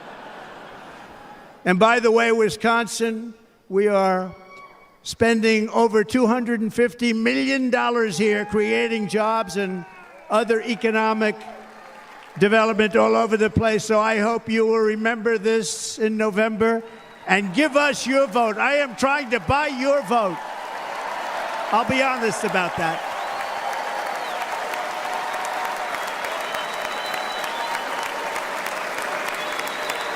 And I promise we will make Wisconsin great again. We're going to make it. Thank you, Mr. Governor. Thank you very much. Thank you. I'm here tonight to lay out a vision for the whole nation, to every citizen, whether you're a young or old man or woman, Democrat, Republican, or independent, black or white, Asian or Hispanic. I extend to you a hand of loyalty and of friendship. Together we will lead America to new heights of greatness like the world has never seen before. We were right there in the first term. We got hit with COVID. We did a great job. Nobody knew what it was, but nobody's ever seen an economy pre-COVID. And then we handed over a stock market that was substantially higher than just prior to COVID. Coming in, did a great job. Never got credit for that. We got credit for the war and defeating ISIS and so many things, the great economy, the biggest tax cuts ever, the biggest regulation cuts ever, the creation of Space Force, the rebuilding of our military. We did so much. We did so much. Right to try. Right to try is a big deal. We got right to try. They were trying to get that for 52 years. Somebody's terminally ill. And hopefully there's nobody in this audience, but it does happen a lot. They're terminally ill and they can't use our new space-age drugs and other things that we are way ahead. We have the greatest doctors in the world, the greatest laboratories in the world, and you can't do it. They've been trying to get that approved for 52 years. Wasn't that easy? The insurance companies didn't want to do it. They didn't want the risk. The labs didn't want to do it because if it didn't work, people are pretty far down the line toward death. They didn't want to do it. The doctors didn't want to have it on their records, so I got everybody into an office. 52 years they tried. Sounds simple, but it's not. And I got them to agree that somebody that needs it will, instead of going to Asia, Europe, or someplace, or if you have no money going home and dying, just die. We got them to sign an agreement, agree to it, where they're not going to sue anybody. They're going to get all of this stuff. They're going to get it really fast. And What's happened is we're saving thousands and thousands of lives. It's incredible. Right to try. It's a great feeling. Under our leadership, the United States will be respected again. No nation will question our power. No enemy will doubt our might. Our borders will be totally secure. Our economy will soar. We will return law and order to our streets, patriotism to our schools, and importantly, we will restore peace, stability, and harmony all throughout the world. But to achieve this future, we must first rescue our nation from failed and even incompetent leadership. We have totally incompetent leadership. This will be the most important election in the history of our country. Under the current administration, we are indeed a nation in decline. We have an inflation crisis that is making life unaffordable, ravaging the incomes of working and low-income families, and crushing, just simply crushing our people like never before. They've never seen anything like it. We also have an illegal immigration crisis, and it's taking place right now as we sit here in this beautiful arena.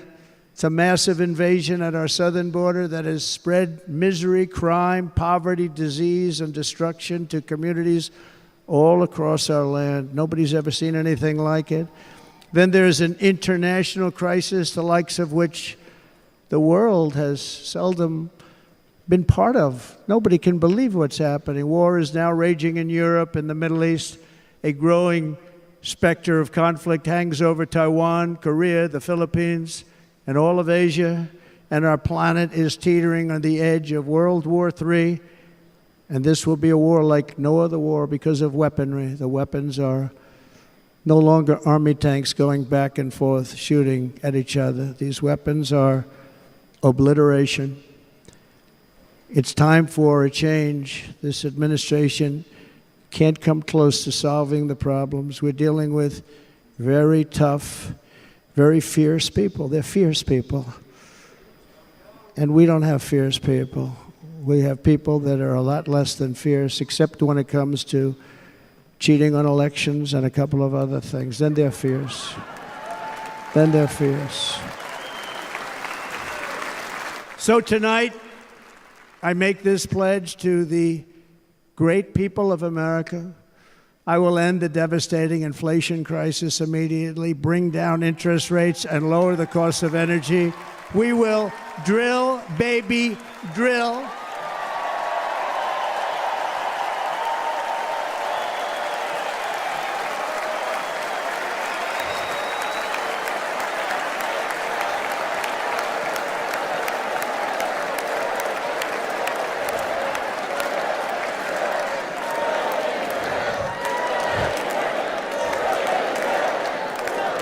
Can you believe what they're doing?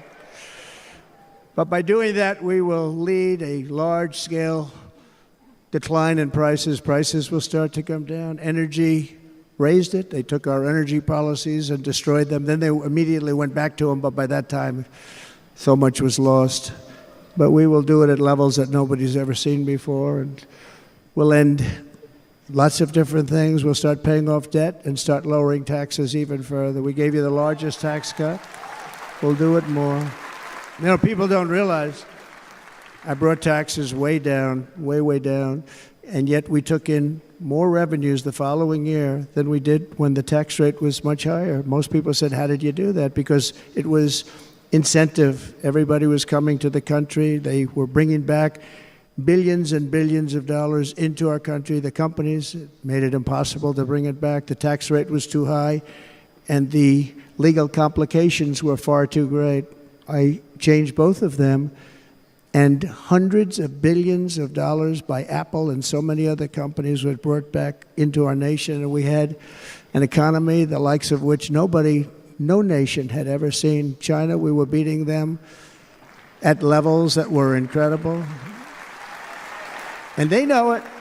They know it. We'll do it again, but we'll do it even better. I will end the illegal immigration crisis by closing our border and finishing the wall, most of which I've already built.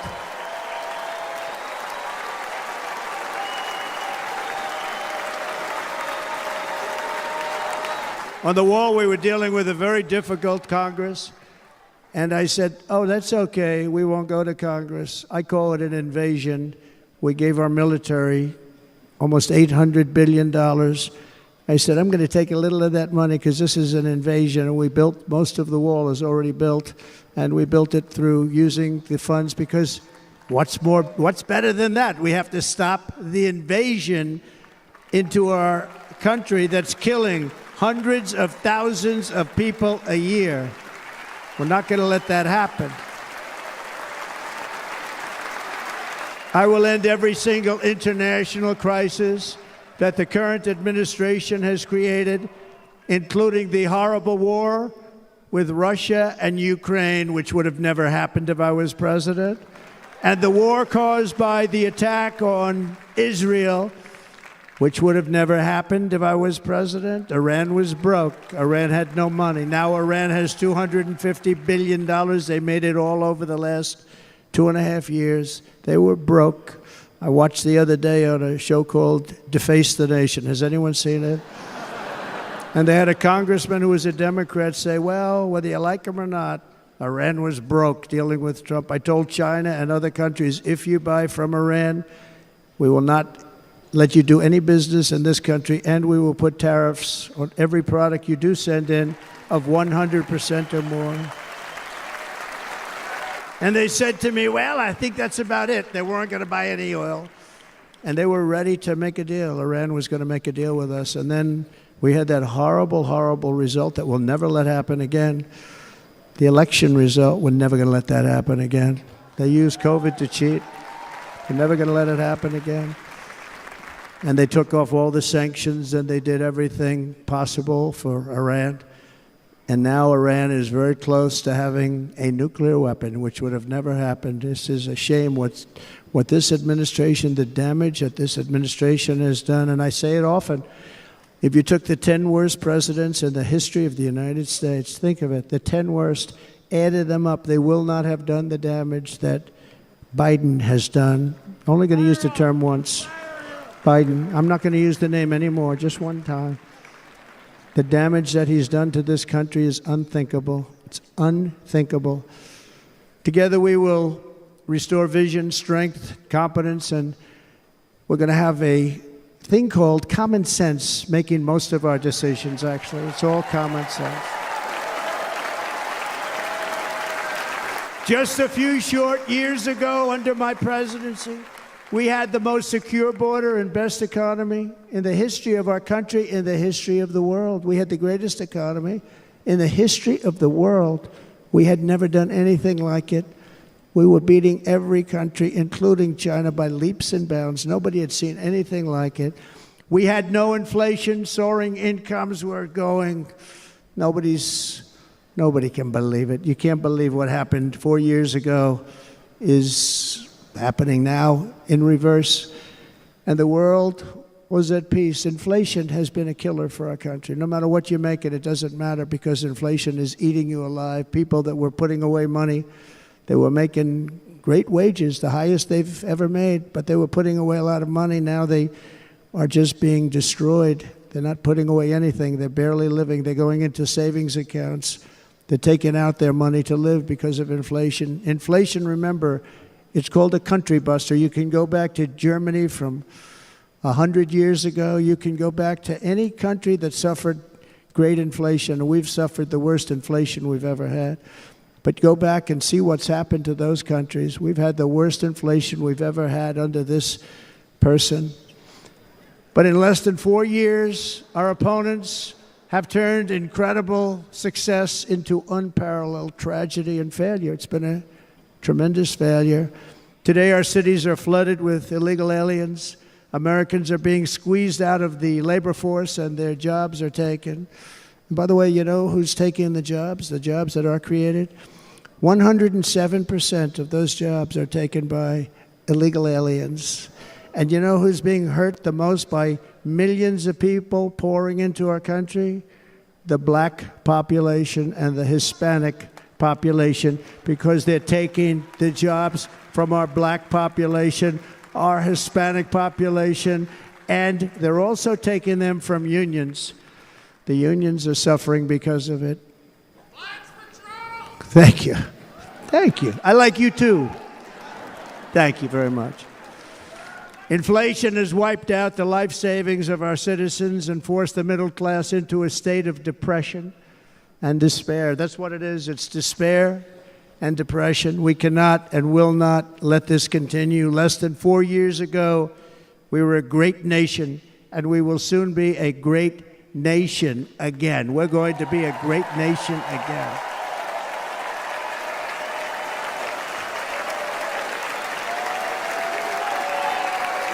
Thank you. With proper leadership, every disaster we are now enduring will be fixed, and it will be fixed very, very quickly. So tonight, whether you've supported me in the past or not, I hope you will support me in the future, because I will bring back the American dream. That's what we're going to do. You don't even hear about the American dream anymore. With great humility, I am asking you to be excited about the future of our country. Be excited. Be excited.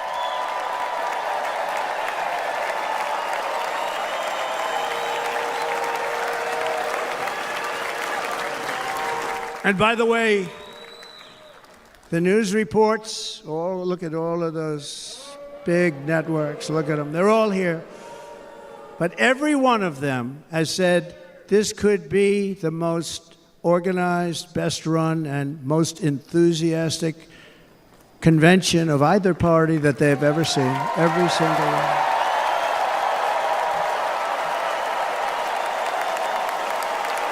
And it's true. It's true. And there's love in the room. There's great love in the room.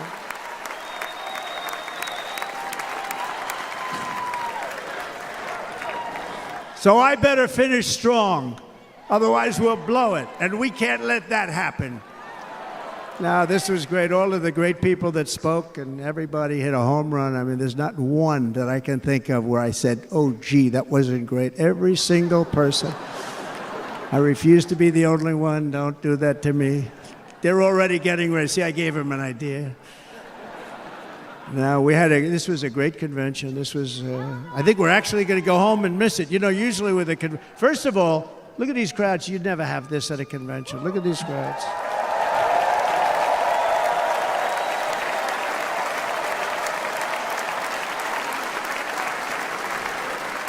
Love. It's about love. This week, the entire Republican Party has formally adopted an agenda for America's renewal, and you saw that agenda.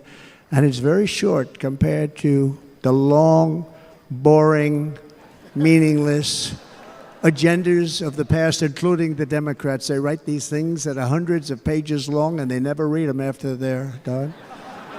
In their case, fortunately, they don't read them because they're pretty bad. It's a series of bold promises that we will swiftly implement when you give us a Republican House. And Mr. Speaker, thank you very much. We have our great Speaker of the House with us tonight, Mr. Speaker. Thank you very much. Thank you. A Republican Senate. We have many senators here. And send me back to our beautiful White House just a few short months from now. We're talking about just months. It can't come fast enough. We have to get it done. First, we must get economic relief to our citizens. Starting on day one, we will drive down prices and make America affordable again. We have to make it affordable. It's not affordable. People can't live like this. Under this administration, our current administration, groceries are up 57%, gasoline is up 60% and 70%, mortgage rates have quadrupled. And the fact is, it doesn't matter what they are because you can't get the money anyway. You can't buy houses. Young people can't get any financing to buy a house. The total household costs have increased an average of $28,000 per family under this administration. Republicans have a plan to bring down prices and bring them down very, very rapidly. By slashing energy costs, we will in turn reduce the cost of transportation, manufacturing, and all household goods. So much starts with energy.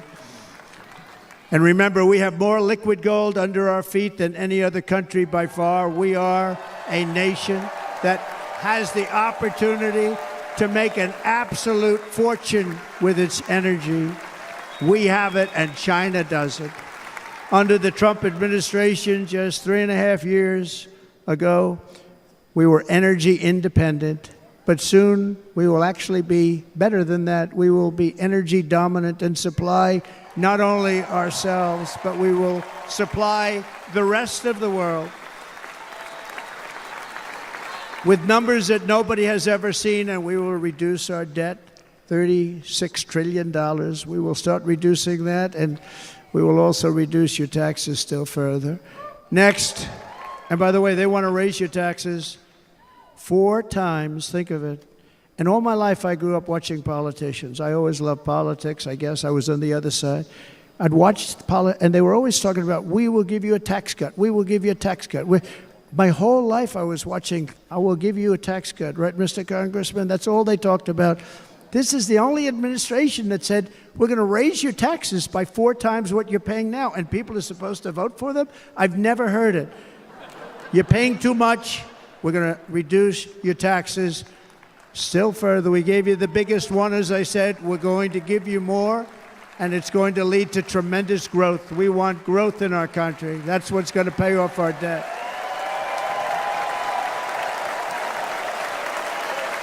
And next, we will end the ridiculous and actually incredible waste of taxpayer dollars that is fueling the inflation crisis. They've spent trillions of dollars on things having to do with the Green New Scam. It's a scam.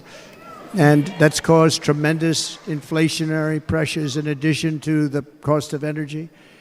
And all of the trillions of dollars that are sitting there not yet spent, we will redirect that money for important projects like roads, bridges, dams, and we will not allow it to be spent on meaningless Green New Scam ideas.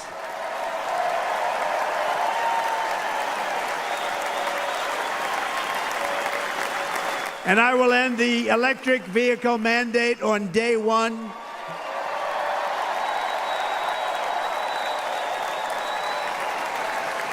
Thereby saving the U.S. auto industry from complete obliteration, which is happening right now, and saving U.S. customers thousands and thousands of dollars per car.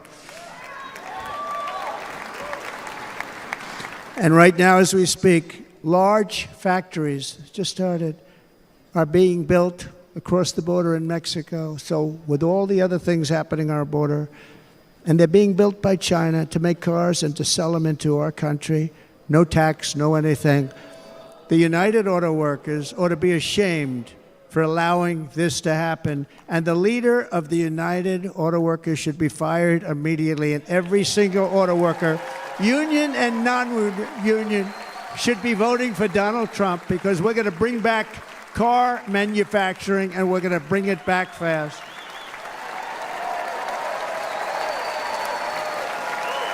They're building some of the largest auto plants anywhere in the world. Think of it, in the world. We're going to bring it back. We're going to make them. We don't mind that happening, but those plants are going to be built in the United States, and our people are going to man those plants.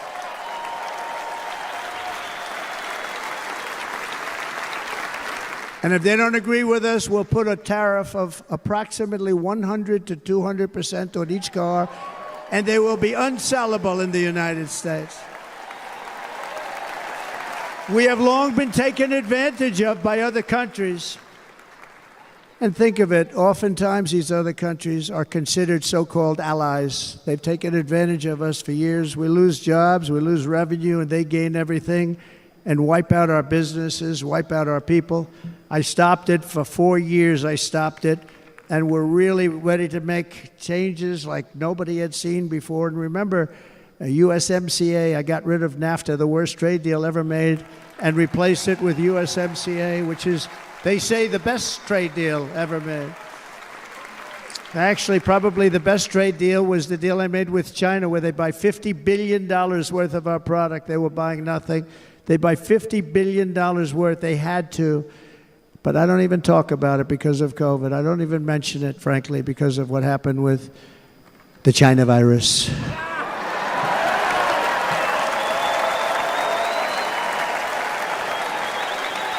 We will not let countries come in, take our jobs, and plunder our nation. They come and do that.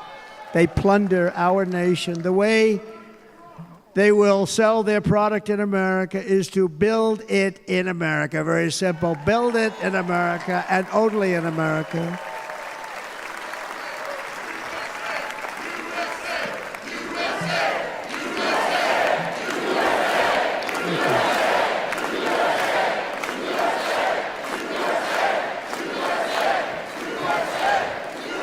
And this very simple formula, and Congress has to go along with us, and they will. This very simple formula will create massive numbers of jobs. We will take over the auto industry again, and many, many hundreds of thousands of jobs. We lost so many jobs over the years. If you go back 20, 25 years, they've stolen, going to China and Mexico, about 68% of our auto industry manufacturing jobs. We're going to get them all back. We're going to get them all back, every one of them. At the center of our plan for economic relief are massive tax cuts for workers that include something else that's turned out to be very popular, actually. Here it's very popular, in this building and all those hotels that I saw that are so nice. I'm staying in a nice one. It's called no tax on tips. No tax on tips. No tax on tips.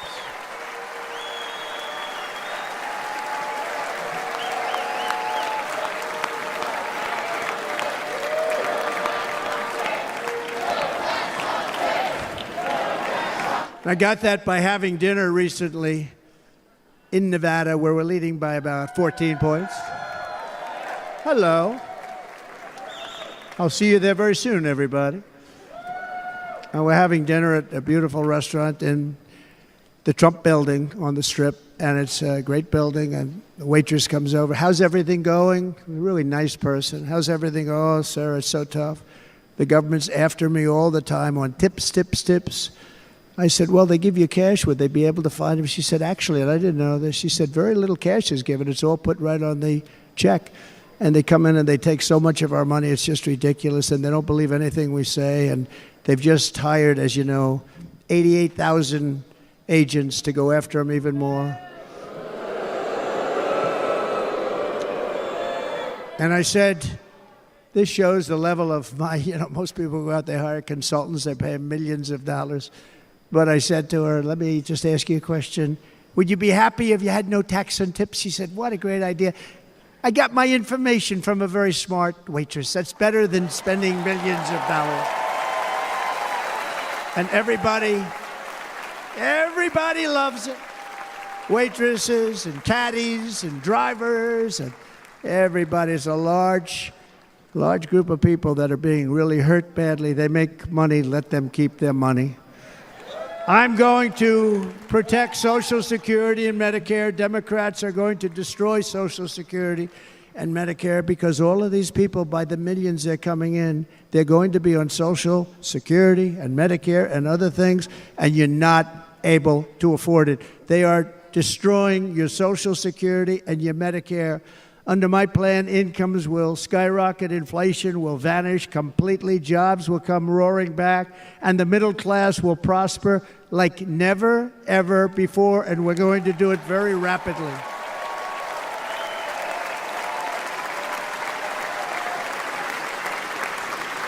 But no hope or dream we have for America can succeed unless we stop the illegal immigrant invasion, the worst that's ever been seen anywhere in the world. There's never been an invasion like this anywhere. Third world countries would fight with sticks and stones not to let this happen.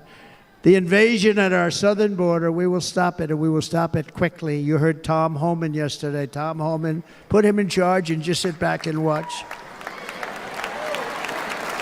Brandon Judd of Border Patrol, he's incredible. These guys, they really, their job is a lot easier if they don't have to do anything, but they want to. They're patriots. Brandon Judd, Border Patrol, ICE. ICE goes out. You have to see what ICE does with MS-13. You have these are probably the worst gang, and ICE goes in there. And I know a lot of people in these rows here, and they're very tough people, but they don't want to do this job. they'll go into a pack of MS-13 killers. They're the worst, probably the worst gangs in the world. And we have thousands of them. I moved thousands and thousands out in my 4 years. We moved them out, and it was a pleasure. But ICE would go right into a pack of these killers, and you see fists flying, you see everything flying, and then they take them. They put them in a paddy wagon.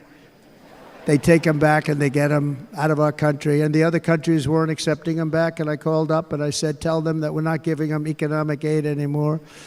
And the next day, I got calls from all of these countries that were terminated. Billions of dollars we spend on economic aid to countries that does us, frankly, no good. And the next day I was called by everybody. I couldn't take all the calls. Sir, what's the problem? I said, you won't take your killers back that you sent in caravans into America. You won't take them back. Well, sir, if you'd like us to, we would give very serious consideration to doing that. And within 24 hours, they were being taken back. For years and years, when I first came in, they said President Obama tried to get him to go back, and they wouldn't accept him. They'd put planes on the runway so you couldn't leave the plane. They'd close the road so you couldn't take the buses. They'd all have to turn back. As soon as I said no more economic aid of any kind to any country that does that, they called back and they said, sir, it would be our great honor to take MS-13. We love them very much. We love them very much, sir. We'll take them back. At the heart of the Republican platform is our pledge to end this border nightmare and fully restore the sacred and sovereign borders of the United States of America, and we're going to do that on day one.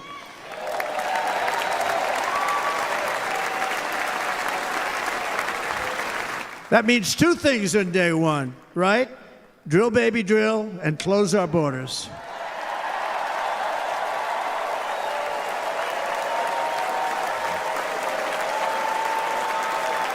And by the way, and I think everybody as a Republican, as a patriot in this room, and most Democrats, we want people to come into our country, but they have to come into our country legally. Legally. Less than 4 years ago, I handed this administration the strongest border in American history. But you can see on the chart that saved my life, that was the chart that saved my life. I said, look it, I'm so proud of it. I think it's one of the greatest, it was done by the Border Patrol, one of the greatest charts I've ever seen. It showed everything just like that. You know the chart. Oh, there it is. That's pretty good. Wow. Last time I put up that chart, I never really got to look at it. But without that chart, I would not be here today.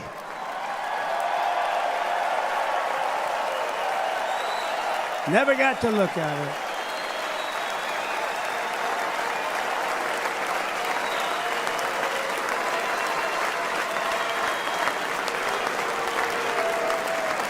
I said, you got to see this chart. I was so proud of it, and by the time I got to there, I never got to see it that day.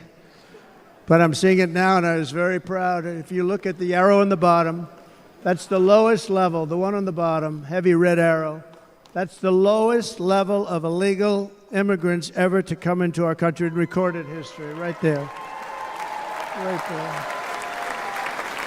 And that was my last week in office. And then you see what happened after I left. Look at the rest. And if you go out a little bit further, it's getting to be a little bit old, but I love it anyway, right? But you can go much higher with those numbers. Look what happened right after that. The invasion began. We had the opposite. We stopped the invasion. But the invasion that we stopped was peanuts by comparison to what happened after I left. Look at what happened after I left. They took over our country. We ended all catch and release. We shut down asylum fraud. We stopped human trafficking and forged historic agreements to keep illegal aliens on foreign soil. We want them to stay on their soil. Under the Trump administration, if you came in illegally, you were apprehended immediately and you were deported. You went right back. The current administration terminated every single one of those great Trump policies that I put in place to seal the border. I wanted a sealed border. Again, come in, but come in legally. You know how unfair it is? So many people, Hundreds of thousands of people have been working for years to come into our country. And now they see these people pour into our country at levels that are unprecedented, so unfair. And we're not going to do it. We're not going to stand for it. They suspended wall construction, ended remain in Mexico. We had a policy, remain in Mexico. You think that was easy to get from the Mexican government? But I said, you must give it to us. If you don't give it to us, there will be repercussions. And they gave it to us, but not easy. Canceled our Safe Third agreements, demolished Title 42, implemented nationwide catch and release. That's catch and release, where we catch them and release them into our country. We catch them and release them into Mexico. There's a slight difference. And took 93, this is the previous administration, 93 executive actions to throw open our border to the world. The entire world is pouring into our country because of this very foolish administration. The greatest invasion in history is taking place right here in our country. They are coming in from every corner of the earth, not just from South America, but from Africa, Asia, the Middle East. They're coming from everywhere. They're coming at levels that we've never seen before. It is an invasion indeed, and this administration does absolutely nothing to stop them. They're coming from prisons. They're coming from jails. They're coming from mental institutions and insane asylums. The press is always on me because I say this. Has anyone seen Silence of the Lambs? The late, great Hannibal Lecter. He'd love to have you for dinner. That's insane asylums. They're emptying out their insane asylums. And terrorists are coming in at numbers that we've never seen before. Bad things are going to happen. Meanwhile, our crime rate is going up, while crime statistics all over the world are going down, because they're taking their criminals and they're putting them into our country. A certain country, and I happen to like the president of that country very much, but he's been getting great publicity because he's a wonderful shepherd of the country. He says how well the country's doing because their crime rate is down. And he said he's training all of these rough people. They're rough. He's training them. And I've been reading about this for 2 years. I think, oh, that's wonderful. Let's take a look at it. But then I realized he's not training them. He's sending all of his criminals, his drug dealers, his people that are in jails, he's sending them all to the United States. And he's different in that he doesn't say that. He's trying to convince everybody what a wonderful job he does in running the country. Well, he doesn't do a wonderful job. And by the way, if I ran one of the countries, many countries from all over, I would be worse than any of them. I would have had the place totally emptied out already.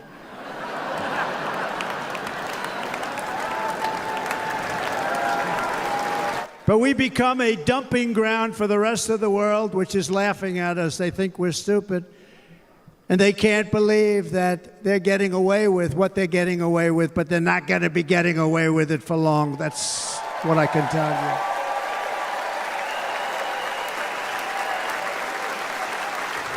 you. In Venezuela, Caracas, high crime. Caracas, Venezuela, really a dangerous place, but not anymore. Because in Venezuela, crime is down 72%. In fact, if they would ever win this election, I hate to even say that, we will have our next Republican convention in Venezuela because it will be safe. Our cities will be so unsafe, we will not be able to have it there. In El Salvador, murders are down by 70%. Why are they down?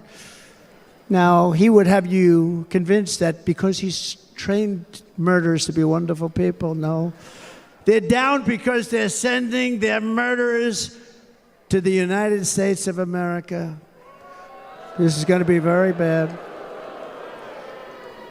And bad things are going to happen, and you're seeing it happen all the time. That's why, to keep our families safe, the Republican platform promises to launch the largest deportation operation in the history of our country. Even larger than that of President Dwight D. Eisenhower from many years ago. You know, he was a moderate, but he believed very strongly in borders. He had the largest deportation operation we've ever had. Just recently, I spoke to the grieving mother of Jocelyn Nungary, a wonderful woman, a precious 12-year-old girl from Houston who last month was tied up, assaulted, and strangled to death after walking to the convenience store just a block away from her house. Her body was dumped near the side of the road in a shallow creek, found by some onlookers who couldn't believe what they had witnessed. Charged with Jocelyn's heinous murder are 2 illegal aliens from Venezuela who came across our border, were in custody, and were then released into the country by this horrible, horrible administration that we have right now. I also met recently with the heartbroken mother and sister of Rachel Morin. Rachel was a 37-year-old mom of 5 beautiful children who was brutally raped and murdered while out on a run. She wanted to keep herself in good shape. It was very important to her. She was murdered. The monster responsible first killed another woman in El Salvador before he was led into America by the White House. This White House let them in. He then attacked a 9-year-old girl and her mother in a home invasion in Los Angeles before murdering Rachel in Maryland. Traveled all throughout the country, doing tremendous damage. Rachel's mother will never be the same. I spent time with her. She will never be the same. I've also met with the wonderful family of Laken Riley, the brilliant 22-year-old nursing student. She was so proud of being first in her class, who was out for a jog on the campus of the University of Georgia when she was assaulted, beaten, and horrifically killed. Yet another American life was stolen by a criminal alien set free by this administration. And these were incredible people we're talking about. These were incredible people who died. Tonight, America, this is my vow. I will not let these killers and criminals into our country.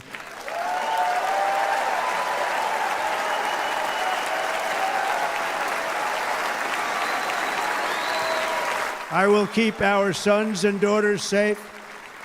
As we bring security to our streets, we will help bring stability to the world. I was the first president in modern times to start no new wars. You know, we were the toughest, we were the most respectful. And you saw this. Hungry, strong country, run by a very powerful, tough leader. He's a tough guy. Press doesn't like him because he's tough. And he came out recently. They were asking him at an interview, the whole world is exploding. What's happening? What's going on? Viktor Orban, Prime Minister of Hungary, very tough man. He said, I don't want people coming into my country and blowing up our shopping centers and killing people. But they said to him, tell us what's going wrong, what's happening, what is it? He said, there's only one way you're going to solve it. You got to bring President Trump back to the United States because he kept everybody at bay. He used a word I wouldn't use because I can't use that word, because you'd say it was braggadocious. The press would say he was a braggart. I'm not a braggart. But Viktor Orban said it. He said Russia was afraid of him. China was afraid of him. Everybody was afraid of him. Nothing was going to happen. The whole world was at peace. And now the world is blowing up around us. All of these things that you read about were not going to happen. Under President Bush, Russia invaded Georgia. Under President Obama, Russia took Crimea. Under the current administration, Russia is after all of Ukraine. Under President Trump, Russia took nothing.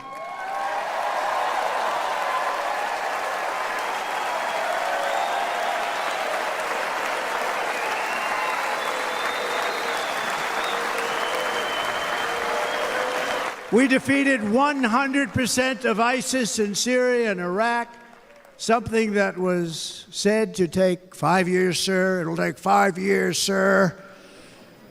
We did it in a matter of a couple of months. We have a great military. Our military is not woke. It's just some of the fools on top that are woke.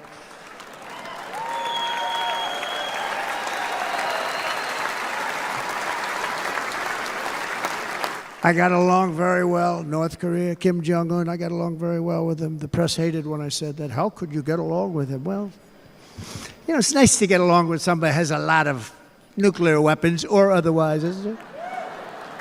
See, in the old days, they'd say, that's a wonderful thing. Now they say, how could you possibly do that? But no, I got along with him, and we stopped the missile launches from North Korea. Now North Korea is acting up again, but when we get back, I get along with him. He'd like to see me back, too. I think he misses me, if you want to know the truth. Our opponents inherited a world at peace and turned it into a planet of war. We're in a planet of war. Look at that attack on Israel. Look at what's happening with Ukraine. The cities are just bombed out. How can people live like that where buildings, massive buildings, are falling to the ground?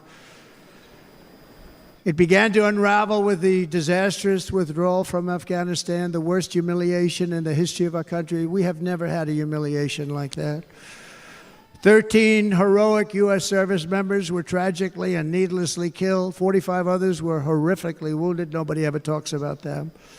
No arms, no legs, face explosions, horrifically wounded.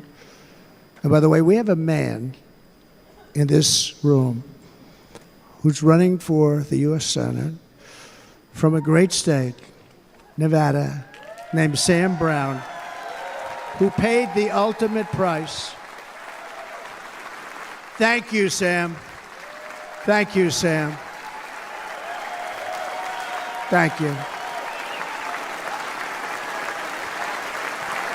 He paid the biggest price probably ever paid by anybody that is running for office, and I think he's going to do great. He's running against a person that is not good, not respected, a total lightweight.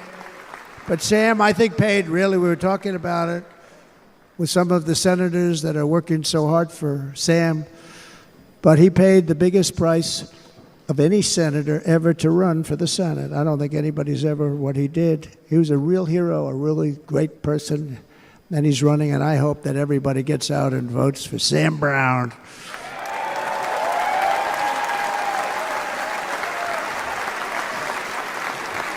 And we also left behind $85 billion worth of military equipment, along with many American citizens were left behind. Many, many American citizens, emboldened by that disaster. Russia invaded Ukraine. They saw this group of people that were incompetent. We took the soldiers out first. No, we're going to take the soldiers out second. If they would have followed my plan, we had a great plan. But the plan only kicked in if they did everything perfectly. And they weren't doing things perfectly, so we said it doesn't kick in. You know, 18 months in Afghanistan, we didn't have one, so they were killing them left and right, snipers. And I spoke to the head of the Taliban. You've heard this story. Abdul, still there, still the head of the Taliban. The press got on me, why would you speak to him? I said, because that's where the killing is. I don't have to speak to somebody that has nothing to do with it. And I told him, don't ever do that. Don't ever do that again. Don't ever do that again. You've got to stop. Because during the Obama administration, many great people and soldiers, a lot of soldiers were being killed from long distance. I said, if you keep doing that, you're going to be hit harder than anybody's ever been hit by a country before.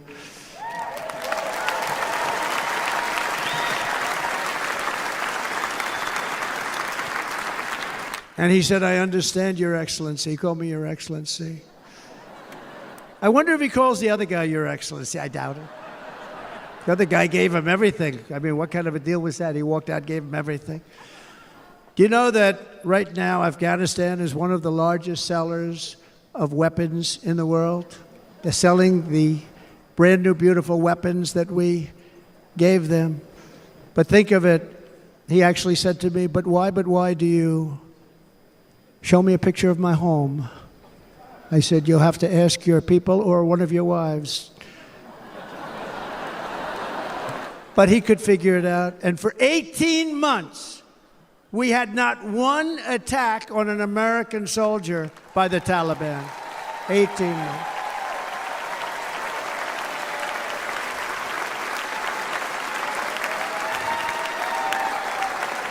And then we had that horrible day where soldiers were killed. I was not there because of a ridiculous election. But we had that horrible attack. And they also gave up Bagram, one of the biggest bases anywhere in the world, air bases anywhere in the world, the longest runways, most powerful, hardened, thickened runways. We gave it up. And I liked it not because of Afghanistan. I liked it because of China. It's 1 hour away from where China makes their nuclear weapons. And you know who has it now? China has it now. We were keeping that.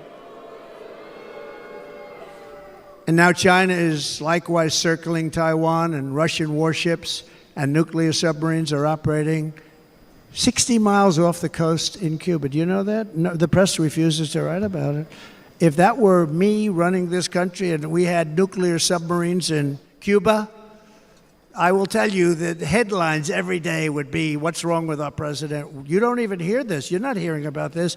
Russia has nuclear submarines and warships 60 miles away, Mr. Congressman, from Miami, by the way, happens to be here. Correct? In Cuba. And that would not be stood for if it were somebody else. They don't want to mention it, but now maybe they will. And the entire world, I tell you this, we want our hostages back, and they better be back before I assume office, or you will be paying a very big price.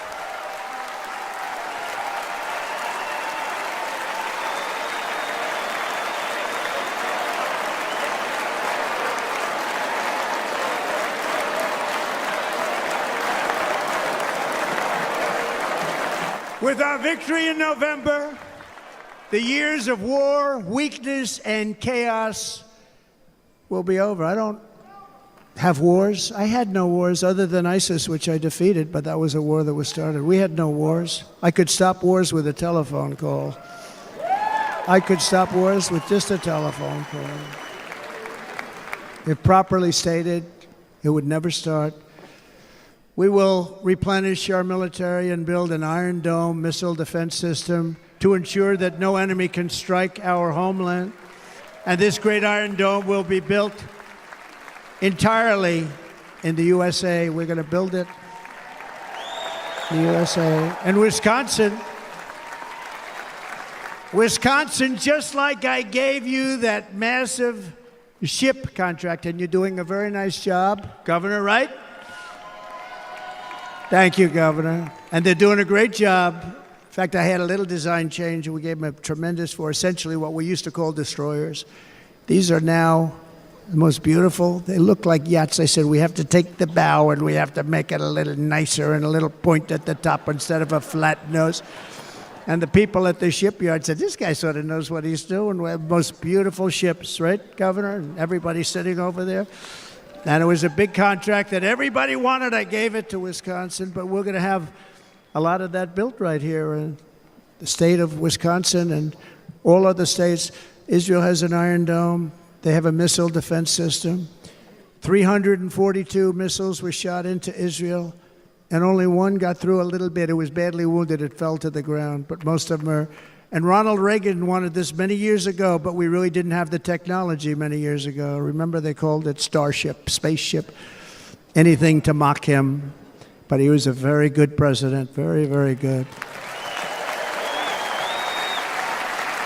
But now we have unbelievable technology.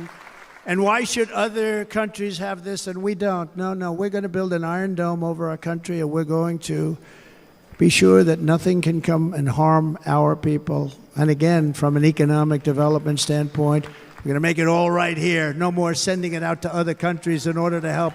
It's America first. America first.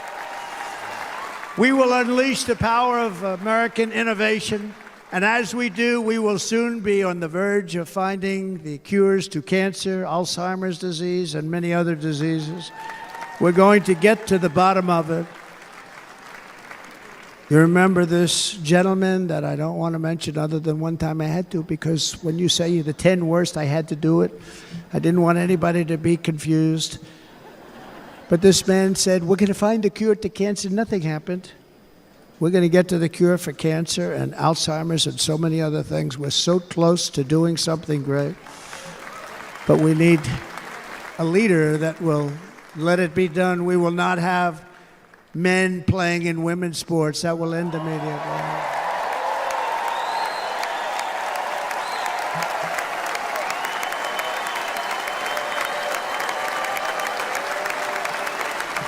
And we will restore and renovate our nation's once great cities, making them safe, clean, and beautiful again. And that includes our nation's capital, which is a horrible killing field. So many things. They leave from Wisconsin, they go to look at the Washington Monument, they end up getting stabbed, killed, or shot. We will be very soon very proud of our capital, again, Washington, D.C.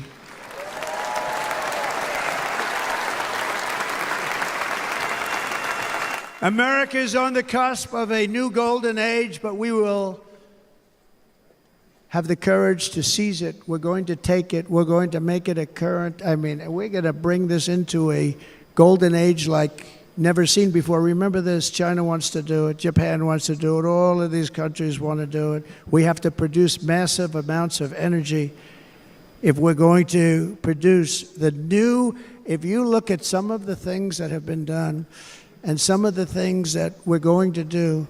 But AI needs literally twice the electricity that's available now in our country. Can you imagine? But instead, we're spending places where they recharge electric cars. They built 8 chargers at a certain location toward the Midwest. 8 chargers for $9 billion. Think of them as a tank for filling up your gas. Think of it. They spent $9 billion on 8 chargers, 3 of which didn't work. And if you were going to do this all over our country, this crazy electric mandate, if you're going to do this and by the way, I'm all for electric. They have their application. But if somebody wants to buy a gas-powered car, gasoline-powered car, or a hybrid, they're going to be able to do it. And we're going to make that change on day 1.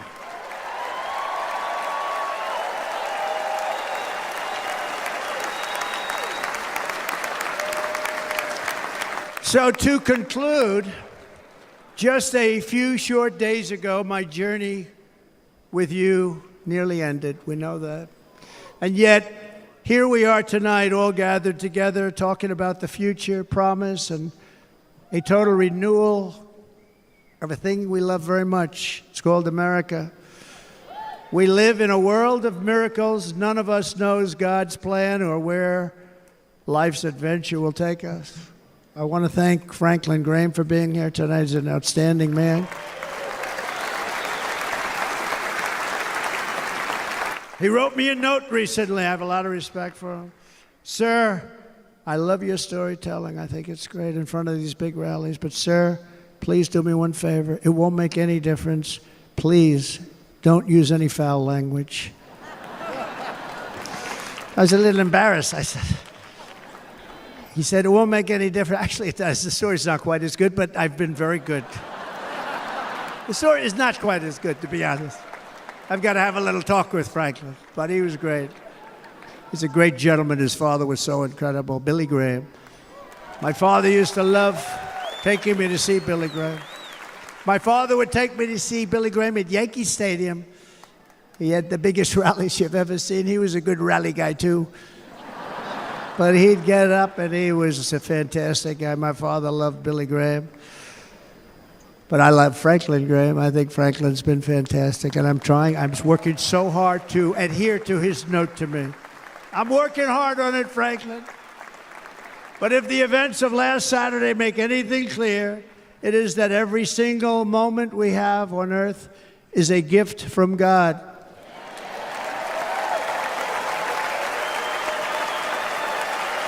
We have to make the most of every day for the people and for the country that we love. The attacker in Pennsylvania wanted to stop our movement, but the truth is the movement has never been about me. It has always been about you. It's your movement. It's the biggest movement in the history of our country by far. Can't be stopped. It can't be stopped. It has always been about the hardworking, patriotic citizens of America. For too long, our nation has settled for too little. We settled for too little. We've given everything to other nations, to other people. You have been told to lower your expectations and to accept less for your families. I am here tonight with the opposite message. Your expectations are not big enough. They're not big enough. It is time to start expecting and demanding the best leadership in the world, leadership that is bold, dynamic, relentless, and fearless. We can do that. We are Americans. Ambition is our heritage. Greatness is our birthright. But as long as our energies are spent fighting each other, our destiny will remain out of reach, and that's not acceptable. We must instead take that energy and use it to realize our country's true potential and write our own thrilling chapter of the American story. We can do it together. We will unite. We are going to come together, and success will bring us together.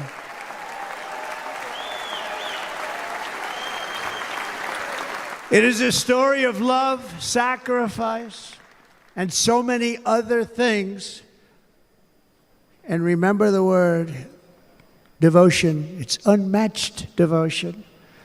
Our American ancestors crossed the Delaware, survived the icy winter at Valley Forge, and defeated a mighty empire to establish our cherished republic. They fought so hard, they lost so many. They pushed thousands and thousands of miles across a dangerous frontier, taming the wilderness to build a life and a magnificent home for their family. They packed their families into covered wagons, trekked across hazardous trails, scaled towering mountains, and braved rivers and rapids to stake their claim on the wide open, new, and very beautiful frontier. When our way of life was threatened, American patriots marched onto the battlefield, raced into enemy strongholds, and stared down death and stared down those enemies to keep alive the flame of freedom. At Yorktown, Gettysburg, and Midway, they joined the roll call of immortal heroes. So many heroes, so many great, great people. And we have to cherish those people. We can't forget those people. We have to cherish those people.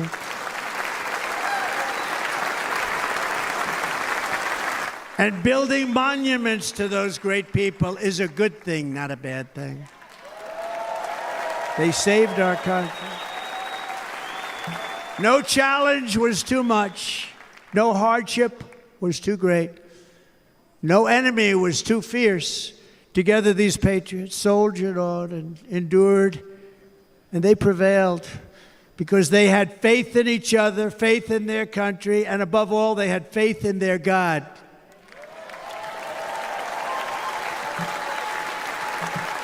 Just like our ancestors, we must now come together, rise above past differences.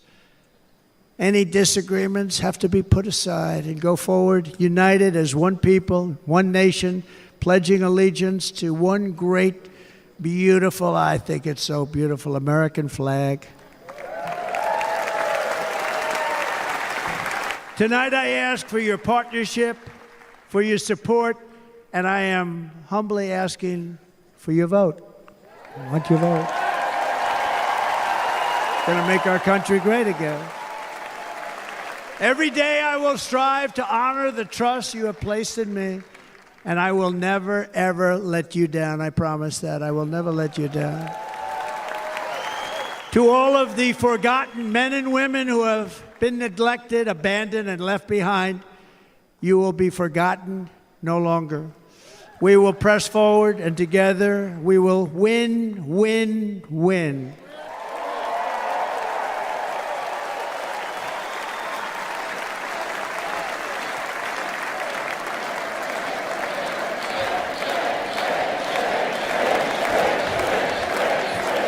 Win, win, win, win, win, win. Nothing will sway us, nothing will slow us, and no one will ever stop us. No matter what dangers come our way, no matter what obstacles lie in our path, We will keep striving toward our shared and glorious destiny, and we will not fail. We will not fail.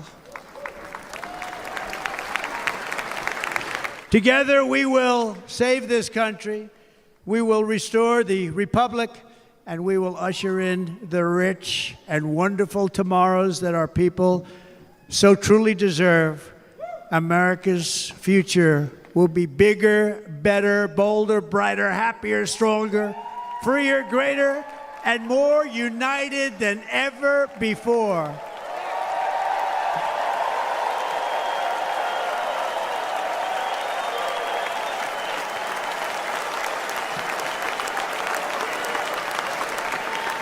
And quite simply put, we will very quickly make America great again. Thank you very much.